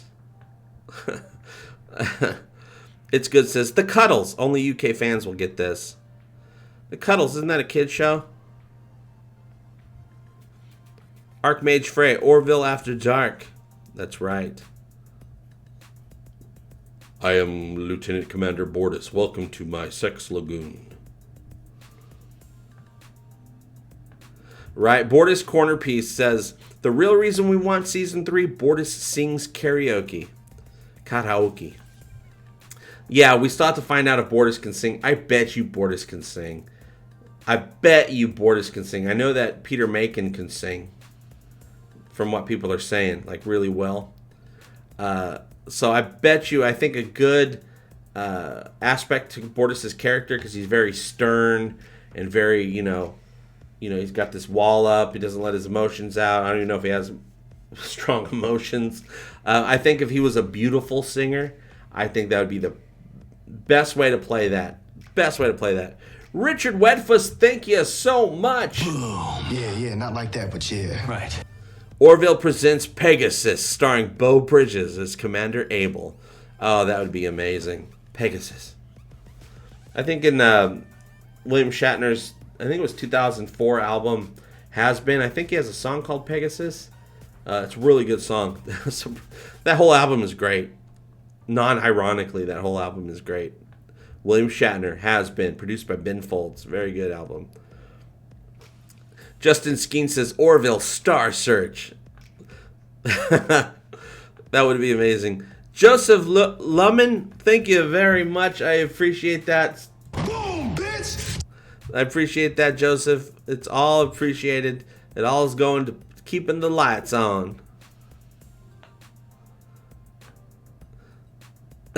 That's one of the ones I came up with. Brandon Richardson says, can we have a spin-off movie, The Best Little Whorehouse on Mockless? Yeah, my version of that was The Best Little Sex Lagoon on Mockless. But yes, we can have that. Joseph, thank you again. That's what I'm talking about right there on that boom! I appreciate that very much. Archmage Frey, Orville, 1999. And it's still futuristic, which would be amazing. Ah, yes, Exploring Fate. I like Chad Coleman's. Chad Coleman, of course, plays... Chad L. Coleman, who plays Clyden on the show. He does these things on Twitter when he's in makeup. You know, he's behind the scenes. He's in his trailer, whatever. But he's in full Clyden makeup. And he does this little sketch that he does called Clyden Does the Classics. And he sings, like, he raps songs or sings songs as Clyden. It's a lot of fun. You got to follow Chad Coleman on Twitter. The Orville Union Dad. Instant Ricky says, Yaphet's long-distant cousins are the Tribbles. Yaphet is actually warm and fuzzy inside. Nick Danger 420, The Orville Gong Show. Slime E101 says, Nerdrotic mentioned you in his latest video. Oh, really? That's cool. I appreciate Gary's got a great channel. And he's got lots of cool stuff in the background. He's got a big collection of awesome, cool stuff that I want. I want it. And also, thanks for the mention, Nerdrotic. Appreciate that. Tepo Topu says, a sitcom. 2 Mocklins, 1 egg. Dan's, man, this is a fair criticism. I said this in an interview the other day on a podcast. Why don't they ever explore space anymore? Like Star Trek, they have an exploratory vessel. Instead, it seems we get too much Mocklin drama BS. I like the Mocklins, but it seems like it's way too much. I'll I see where you're coming from, Dan's man. I disagree, but I disagree not in the way it's like I think you're wrong. It's in a, for me, I like it type of disagreement. But it was very Mocklin heavy, and I think some of that had to do, and not a lot of exploring, which also I would like to see that improved in season 3. And even Ed kind of said, hey, when he was told that they have to take, in Sanctuary, they have to take the Mocklin delegates to wherever, Ed said, hey, it kind of feels like we're becoming a taxi service. So they kind of mentioned that a little bit, and that was a Mocklin episode. Yes, they haven't been doing as much exploring. I think I would like to see that as well. I love the Mocklin stories, but also we don't get a lot of episodes per season. So, yeah. I think a part of the problem with the Mocklin stuff, as far as people's interpretations of it, is they hadn't. I thought about it. There was no way they could put Primal Urges from season 1 in anywhere except for the number 2 slot. Jaloja being, of course, a Bortus episode. Primal Urges being a Bortus episode. 2 in a row, right when the season started. And I think the problem is they had to put Primal Urges in slot 2 because it wouldn't have fit anywhere else, because the look of the show changes pretty soon. And I think that was an unfortunate choice, but one they couldn't avoid, unfortunately. But yeah, I see exactly where you're coming from. What, Ensign Ricky, thank you so much. Let's go. The Orville, Ensign Ricky is the best in the world. The reason why is because ship shows are dirt cheap to produce. You liked Identity, right? That was cheap. Actually, Identity was really expensive, wasn't it? But yeah, the ship shows, and I know what you're talking about, where the whole thing takes place on a ship. They have these sets built. All you need is good scripts and people acting. To progress the story. It's not going to be as expensive, right? Oh, I see what you're saying. That was cheap. Okay, yeah, I get the tone. Yeah, so you have all these other episodes that are more simplified, so that you can save the money and use it for the big episodes like Identity and the finale. Apparently, the finale, the second part of the finale, The Road Not Taken, was way over budget. Seth MacFarlane joked about that. He thought he might get fired once he turned in all the paperwork, whatever. He turned in how much they had to spend. And you can see why it cost so much. They had to rebuild the entire universe. They rebuilt the entire Orville world for that one episode, so it was incredibly expensive. And yes, thank you, Ensign Ricky, for inspiring that conversation, because that's a very good point. Reg Barkley, thank you very much. Boom, that's what I'm talking about. It's true, he was just talking about that. What? I absolutely appreciate that, you guys. Robin Markwood says, let Andre Bormanis go bananas with the science, astronomy, cosmology, and never seek refuge inside a black hole. Let's see what's out there. That's right. I don't know if we could have gotten away from those Kalon any other way except for hiding in that gravity well. But yes, Andre Bormanis, who I believe wrote Identity Part 1, which was an incredible episode. As great as Identity Part 2 was, it was a big spectacle, it was a big show, it was exciting. The build-up to that, the twist with Identity Part 1, I think was way more, fulfilling to me. I mean, it was great to see the aftermath of all of that. I was like blown away when we start off, it was just insane. But the build-up, I really did not see that twist at the end. I really did not see us getting in a war with the Kalon. It was an amazing thing. It was a game changer. This season 2 had a few game changers in it, and that was the biggest game changer. It changed everything. It changed the fate of not only humanity, but all sentient life. All sentient life in the galaxy is at risk. Mr. Tickle Trunk, thank you so much. She speaks with the might of 100 soldiers. Mr. Tickle Trunk, that's a very good question. Would you rather have a longer season or a richer show? I'm on team more episodes for a more expansive universe. Yeah, it's a fine line, but I'm on team a little bit more episodes, because I think these people have what it takes to not only make the show rich, keep it, getting richer and richer, but also pull out a few more episodes. All it would take, it takes a lot, but as far as stories go, I think everybody would be fine with a couple of the cheaper episodes as long as the writing is good. And the Orville has everybody they need there and access to more people that are great sci-fi writers. So they can pull out a couple more cheaper episodes to fill in the gaps, but still have those amazing big episodes as well. I think they can do it. If anybody could do it, it's this show, this team, this crew, this well of talent that they have put together. Some of the greatest people from Star Trek are writing episodes for this show and helping with this show. And, you can have those big episodes, those big connections to previous storylines, the arcs, the bottle episodes, all that great stuff. I think they could pull out at least 3 more per season. Just make them the story episodes. Just do that. Instant Ricky, very good point. Yeah, not like that, but yeah. Right. Costs have went up, a lot up, because now, you might have 50 people working on an episode. Now it takes like 300 people to make an episode of something. You got to pay all of them, and all their rents cost a lot more than they used to. All the effects, all the contracts, all the lawyering, and all that great stuff. So no more 26 episode seasons. That's true, and that's pretty much the case for any show that's like this. That's an effects heavy show. We're not getting any that. We're never going to see that again. I don't think. But I do think this particular show can pull out never 20, 22, 26.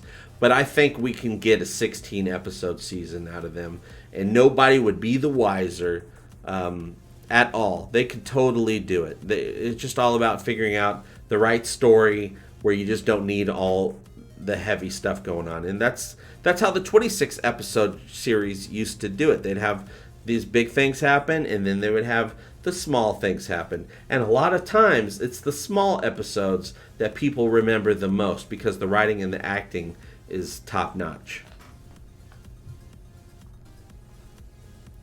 Dan's man, thank you very much.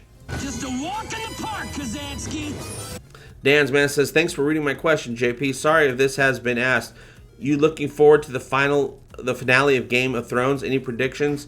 I predict with Game of Thrones that everybody except Tyrion is going to die. But also, no, I'm not a big Game of Thrones watcher, just because it's yet another thing to watch. And it's to the point now where with all these shows, there's a lot of great shows. And Game of Thrones is a great show, right? It is a great show. It's to the point now where there are so many shows that if you get behind on any of them, you have to binge watch them, and you have to find time to binge watch them just to get caught up. So, yeah, my prediction is everyone's going to die except for Tyrion. But I'm not looking forward to Game of Thrones, but I'm sure I'll be, just because I'm not watching it. But I love the idea of Game of Thrones. I love what they're doing. I know things about Game of Thrones. I think that it's going to be very interesting because the final season was written by HBO, not written by George R.R. Martin.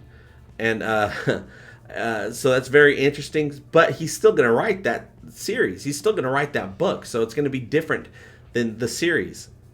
So it's going to be very interesting. Actually, it would be more interesting if George R.R. Martin writes his new book to reflect exactly what happened in the final season. That would be hilarious too, because we all know he takes a while to get books out. So maybe he just takes a shortcut and says, "Great, they wrote it for me." Joe Nerf Herder says Seth Trek. Gotta love the Seth Trek, you guys. Mo Ponsu says theme of groans. Joseph Lumen, thank you very much. I appreciate that. Hobo clowns are the most dangerous because they're hungry. Just a big thanks for 2 seasons of awesome reviews and videos. Looking forward to more Egotastic FunTime during season 3. Me too. And then the reviews are nuts. I'm going to figure out something else. I wanted to make sure I started the format for season 2 reviews.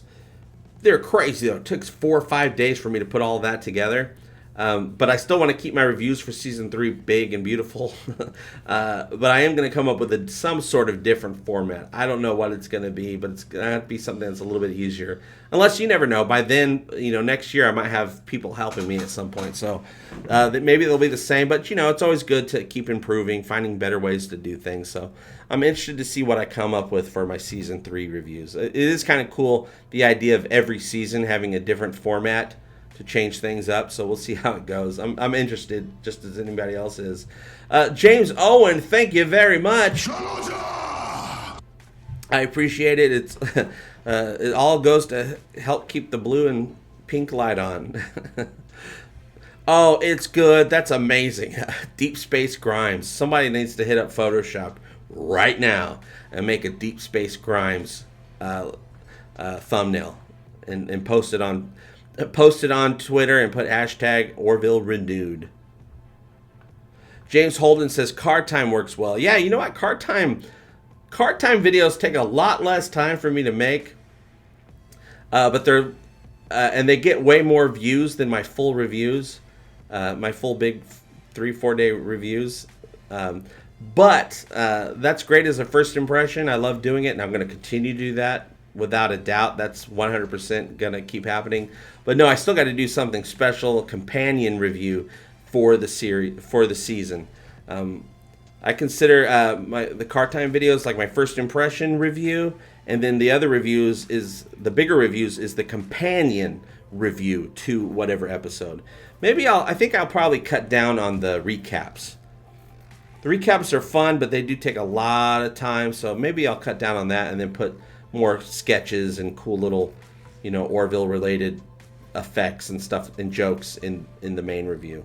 Maybe still do a little bit of the recap though. Just, 30-second review. James Owen says, keep the great news coming. I will. That's my plan. Also, man, you guys, this is the longest live stream we have ever done. I don't know how long we've been on because I shut my web browser off to help with the quality of the stream because I think that was taken away from some of it. But man, we've been going and going. But you guys, the chat's been going great. I really appreciate those super chats. That's a really good way to keep me on. There you go, Rip93 Ford. Thank you so much. I appreciate that. We're gonna give you a couple booms. Boom, bitch. That's what I'm talking about right there. Like boom, boom. That's what I'm talking about. It's true. He was just talking about that. Oh, hey, I don't know if you heard. This might be breaking news to you and the stream, but the Orville was renewed for season 3. What? I got to look that up. Oh my God, you guys, the Orville's been renewed. Yes. Is that official? Is it just like some website though, like canceled, not canceled, or is that official, Rip93 Ford? You can let me know by joining the conversation that way. No, thanks, Rip93 Ford. You're awesome. I appreciate that. We likes to have fun here on Egotastic FunTime. Rip93 Ford likes to have fun too.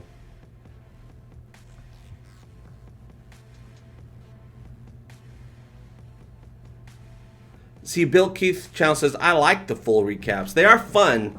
They are fun because I do get to put extra jokes in there. And I do have fun with the way that I started doing them in season 2. I think what I might do, you know what? Okay, I like this idea. Here's what I might do. I'll do the car review. I'll do and I'll tell you right now, it actually is better to do the big reviews. It is better to take a few days because more and more information about the episode comes out. The longer I wait, the longer it takes for me to put the episode together, gathering information, and the more stuff I'm able to get. Behind the scenes pictures, videos, information, location shoots, all that great stuff.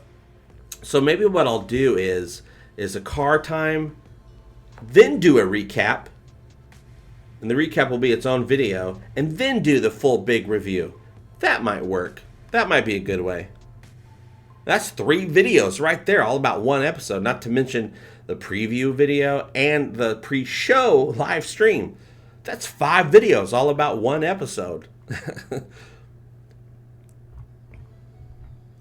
we'll figure it out. Whatever we do, it's going to be great. And I think a year from now, if things are building, and we're having an egotastic fun time, we might have some help by then, a year from now. So maybe I'll have people that are putting information together for me or helping me with some of the, you know, maybe they'll help write a little bit of the recap, and then I come in and, you know, joke it up a little bit and make it the way that, because when I write something, I write things for it to be spoken aloud, not to be read.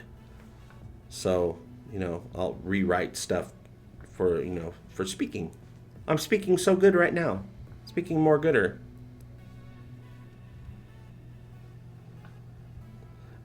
Oh, Gabriella says the car review and the full reviews are super, but what if you did an Mystery Science Theater 3000 recap? That would be amazing. I would do that, not only with the Orville, but with other stuff, you know, Star Trek, all that great stuff. I also would like to do some commentaries, audio commentaries that can be downloaded, and you can watch it along with episodes of the Orville and other things. The only problem is time. Because I'm a one-man show, everything I do takes 5 times the amount of time it should, which is one of the problems I have. Just because I'm doing everything, the thumbnails, the writing, the research, the editing, the acting, the filming, the blah blah blah blah blah blah blahing, and the stammering over myself on a live showing and all that great stuff. Which I like, because I like having full control, but yeah, it does take a lot of extra time, unfortunately. YouTube doesn't like that. YouTube likes you to have stuff out right away. Reg Barkley, thank you so much. We need no longer fear the banana. Does it work on all fruit? What about salads? Awesome party, Egotastic Fun Time. I like to remember Gene, the Air Force pilot turned humanist who grew it all from scratch, just like old Boothby. Oh, good old Boothby, keeping the grounds clean at Starfleet. We love us, Boothby. Yes, Gene. Thank you, Gene. Actually, if you think about it, without Gene Roddenberry, there would absolutely be no the Orville. So the Orville owes it to Gene, as you know, just as much as a lot of different sci-fi shows throughout the years owe it to Gene. Gene made television sci-fi popular. And now we got some, you know, The Expanse, the Orville, decades of Star Trek. We owe it all to Gene. T. Stoney says, I love the big reviews, JP. It's your showcase. Well, thank you very much. Boom. Yeah, not like that, but yeah. Right. It is my showcase. I would like to, I am going to keep doing the big reviews. It's just I have to figure out a different way to do them. It might be a different way to do them that you guys wouldn't even notice. But I'd notice, because the only thing you would notice is that they were out quicker. But I do have to say, having them be a companion series, it is better to put them out a little bit later. Wait 3 or 4 days before I completely close out the edit and all that stuff, so I can keep adding more information, because information does keep coming out in droves a few days after an episode airs. Robin Markowitz, thank you so much. Let's go! What a privilege to make people happy. Thank you. And thank you, Robin. I really appreciate it. And it is a privilege. It's a privilege and it's an honor that the stuff that's coming out of my mouth is making people happy. That I never thought would be true. I never thought it would happen. You know, I usually just, for too many years of my life, I just sit in front of a TV, absorbing information. And then eventually I said, enough absorbing. Let's start making some entertainment, and hopefully people will like it. And it's been a long process. It's been a lot of fine-tuning over the years.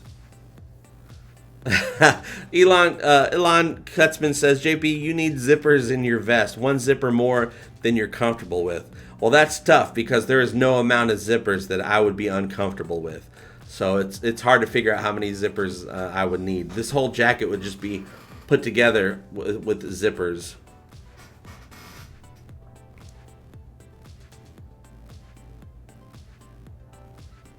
All right, Raystorm RS, thank you very much. Raystorms have to go, guys. Have fun. Don't party too hard. This has been a party. Bill Keith channel, full recap Wednesdays.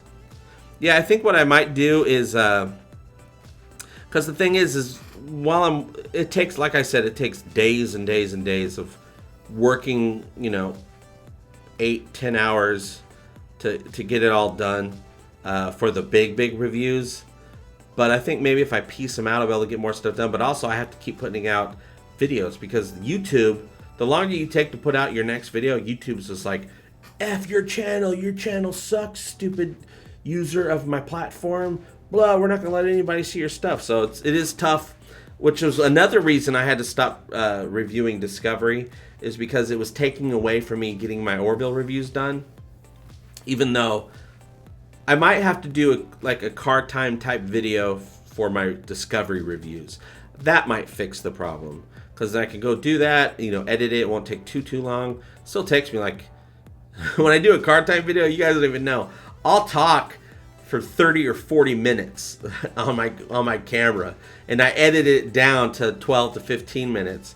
But yeah, and then editing it down, rendering it, and all that stuff does take another hour and a half, and then uploading it. So it still takes me a few hours to get a car video done from start to finish. But I think that'll probably be better for Star Trek when it comes out. And also, we got a lot of Star Trek to talk about, because there's a lot of Star Trek content coming out. Not just the Picard series, which I am hopeful for. I have reason to believe that CBS is starting to take their lumps, learn their lessons, and I think if they got the right writers, if they they got Patrick Stewart, come on, he's gonna do an amazing job. If they write the story well, and if they make it look like it evolved from the TNG era, which they might not, that'll be its biggest problem if they don't do that. But if they do that, they can have a great show. They're only doing 10 hours. It's a 10-hour movie. It's like a mini-series almost, a little bit longer than a mini-series. It could be pretty good. But also we have the animated series, Lower Decks. We have the Nickelodeon Star Trek show that's coming out, animated series, which I think was done so that they can bring a new, younger audience, get them started on Star Trek, and then bring them over to All Access, which fine, you got to do what you got to do. So we'll be talking about all that stuff as well.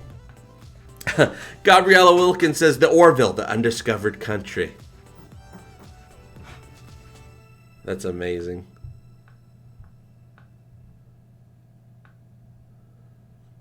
Eccles and Angels talking about meth labs. Is this one of those meth ships that I heard about?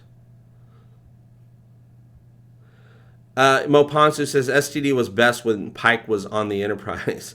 I like that new Enterprise. People are for and against it for different reasons. You can go either way with it, and your opinion is correct because it's your opinion. It's the way you feel about it.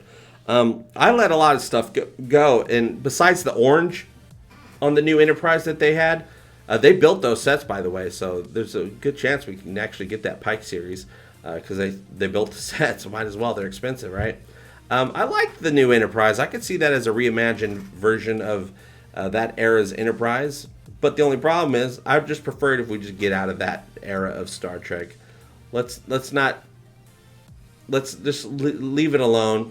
You're always going to have problems if you're trying to make a souped-up version of something that we already know the way it has to look. And you could watch a fancy episode of any new Star Trek, like nowadays, not in the 90s.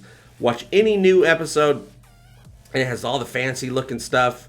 Then you could go back and watch an old episode of the original series where it's all cheesy looking and stuff, and you're fine with it. You don't care. You're like, I don't care about the way things look and the effects. It's the stories and it's the characters, and your brain just understands it was a different time. So I say let's just stay away from that time era. I think they can do pretty well. Justin Skeen, this is the working title right now, Justin. The Orville, the Renewal. The Orville S3.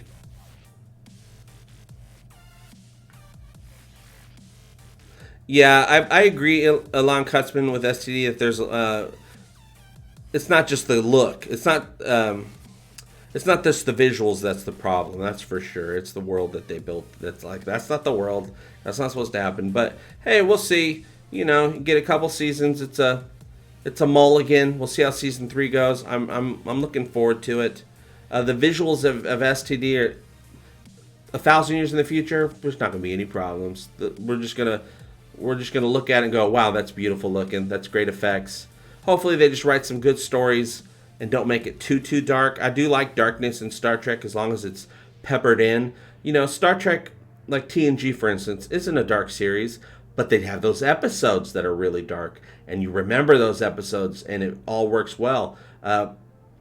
Picard, you know, There Are Four Lights. That was an incredibly dark episode about torture and mind messing with people's minds and all that stuff. It was like 1984 type stuff going on, right? Very, very dark. Beautiful acting. But then the next episode, you might have Data's Day, which is light and jovial.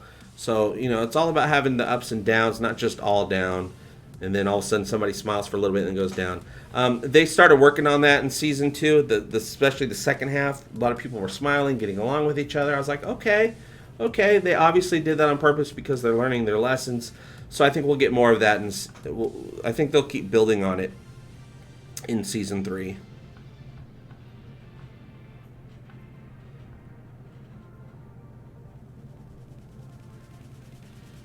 Oh, Rob Crawford, right? That's what they should have done since day one. Go to the future Enterprise. That's the right thing to do. Roz says, JP, I want them to visit Yaphet's planet. Yes, Roz, that is exactly what I want as well. I want to know what a civilization of jelly, what type of civilization they built. What are their buildings like? What are their houses like? How do they get around? How do they travel? All this great stuff. I want a little bit of world building with the jellies. I think at this point, Yaphet, Norm Macdonald deserves it. So let's get that. Let's expand that world. We did a great job of building the characters, the main cast this season. I know they're going to continue to do that next season. But also, it's time to get some of these side characters that we've fallen in love with and learn more about them. Lieutenant Dan, Yaphet. I'd like to learn a little bit more about Olix, and I hope they bring Canute back. Ralph Garman, who played Canute. I hope they bring him back. I do know that when the episode was written, Jaloja, where we are introduced to Olix, played by Jason Alexander, and Ed's talking to Olix, the bartender. I do know that Canute was supposed to be that character, and they changed it out with Olix, Jason Alexander. You know, that's what you got to do. Justin Skeen, the Orville, Planet of the Goo. The Secret of the Ooze.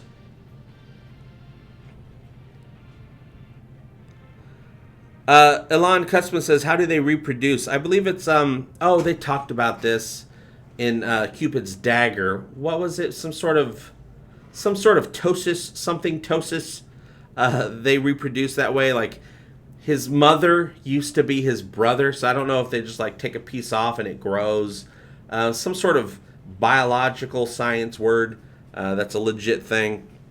Reg Barkley says, bring back Patrick Warburton. It would be righteous. Yeah, I do have a professional boner for Tharl. I would love to see Tharl again. He deserves to be on a ship where he likes the carpets, right? And the Orville has very nice carpets. You have to admit that.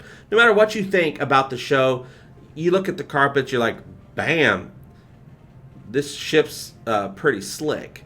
So let's bring back Tharl. I think he'd be great.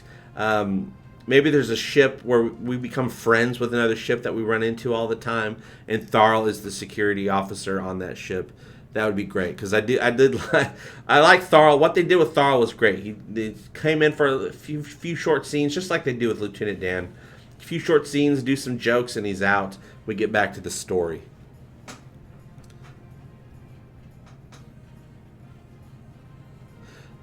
Gabriella Wilkins says, the Orville reloaded. Absolutely. Reloaded. Medusa says, time to go. Bride of Frankenstein is on. All right, you go watch that. Mitosis, Reg Barkley says. The Orville Revolutions. Yeah, that's right. Season 3. That's more appropriate right there. Bortus's Corner Piece says, but Patrick Warburton rents from National, not Avis. That's true. That's going to have to change. He's going to have to cancel his contract with National.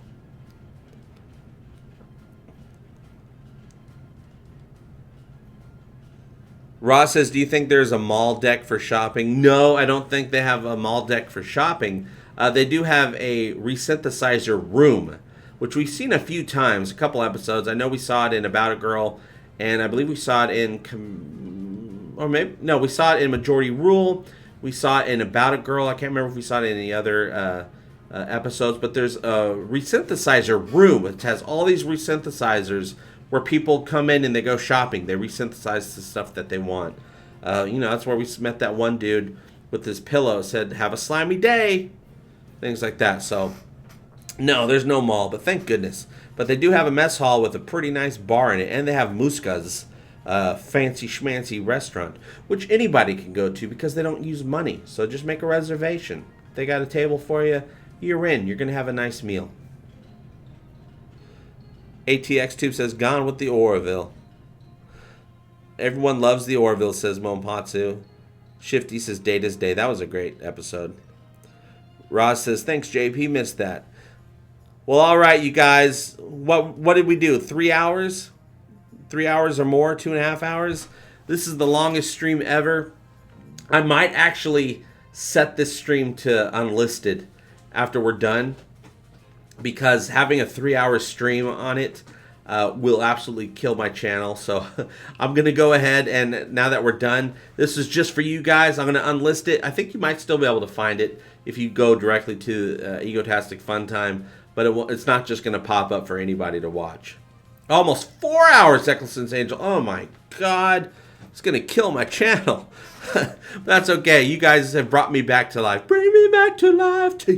Wake me up. No, I hate that song. Just because I'm so tired of it. When will Alara fight Tala? I don't know. Man, you guys just keep bringing in these great conversations. I really appreciate it. I'd love to keep talking, but man, 4 hours, it's Jaloja time. Eric with a K says, bye, JP. Thank you. Thank you, Eric with a K, very, very much. Because it is time to go all over the place. Justin Skeen says, make sure it's still renewed. Yeah, I'm going to go do that after this. I'm going to make sure it's still renewed. This has been such a fun party, Eccleston's Angel. The party I didn't know that we were going to have today. Richie Poole says, Doomcock does 7-hour streams. Does he really? Oh my God. I can imagine doing that on Twitch. But wow, 8 hours. I was planning on getting my studio set up today. I didn't know we were going to have a 4-hour party. But it's been an amazing time. But we'll be back. Of course, we'll be having videos all throughout the week. I'll be on Twitch Mondays, Wednesdays, and Fridays, 3 p.m. to 6 Central Time. We're going to be doing the Talking the Orville live pre-show, even though there is no show. Splosion Thursday at the usual time, 7 p.m. Central Time. And we're going to have an Egotastic FunTime there as well. Shifty says he's drunk by the second hour. Oh, yeah, that's why I stopped drinking during live streams. Because I started getting just a little too weird towards the end. Thank you, Rob Crawford. Thank you, Jono Care. Let's go Orville Season 4 and 5, Jono says. Absolutely. Let's do it. Yeah, they got to go to the P corner over here, Leon. But okay, you guys, if we're going to end this, we're going to end it right. Let's go ahead and do it. What button am I supposed to press? Oh, yeah, okay. Okay, that's it. That's all I wanted to talk about today, and I talked about it. And that's actually not true. I wanted to keep talking, but man, 4 hours, that's crazy. And yes, Gabrielle, I can do my live streams on Twitch to avoid problems with YouTube, and I do. But I have to be done today. It's been 4 hours, and I love you guys for sticking around and chatting and making this go by just like that. Not that it's not that I want it to go by. It just does, because we're having such a great time. How about you? Are you excited for the Orville Season 3 being renewed officially by Fox? Today it was officially renewed. I cannot believe it. I did not expect it. But it is an amazing time. What do you think is going to happen in Season 3? Do you think I'm going to get a walk-on role? I doubt that I do, but wouldn't that be fun? But if not, we're going to have even more fun just watching the show and talking about it, because that's where all the real fun comes from. If I get on the show, I'm not going to be able to talk about it to you guys, so I might as well just turn them down even if they asked. You can let me know what you think by joining the conversation below. And thank you so much for liking, sharing, supporting my stupid show. All you super chatters, wow, I cannot believe it. If you guys want to help support the show, just keep on watching. Keep coming by and talking to me, and having an egotastic fun time. I do have the Patreon link down there, which really helps keep the lights on. The egotastic help jar is down there. Super helps keep the lights on, but it doesn't matter. Just keep coming and hanging out with us, because it keeps my heart light on. Okay, I'll see you very soon, and as always, I hope all your times are egotastic fun times. Love you. Bye bye. Egotastic fun time, we're gonna have a great time. Egotastic fun time, give me all your money. Give him all your money. You will find it funny. Just give me money. I love money. Give him all your money. Give him all your money. Give him all your money.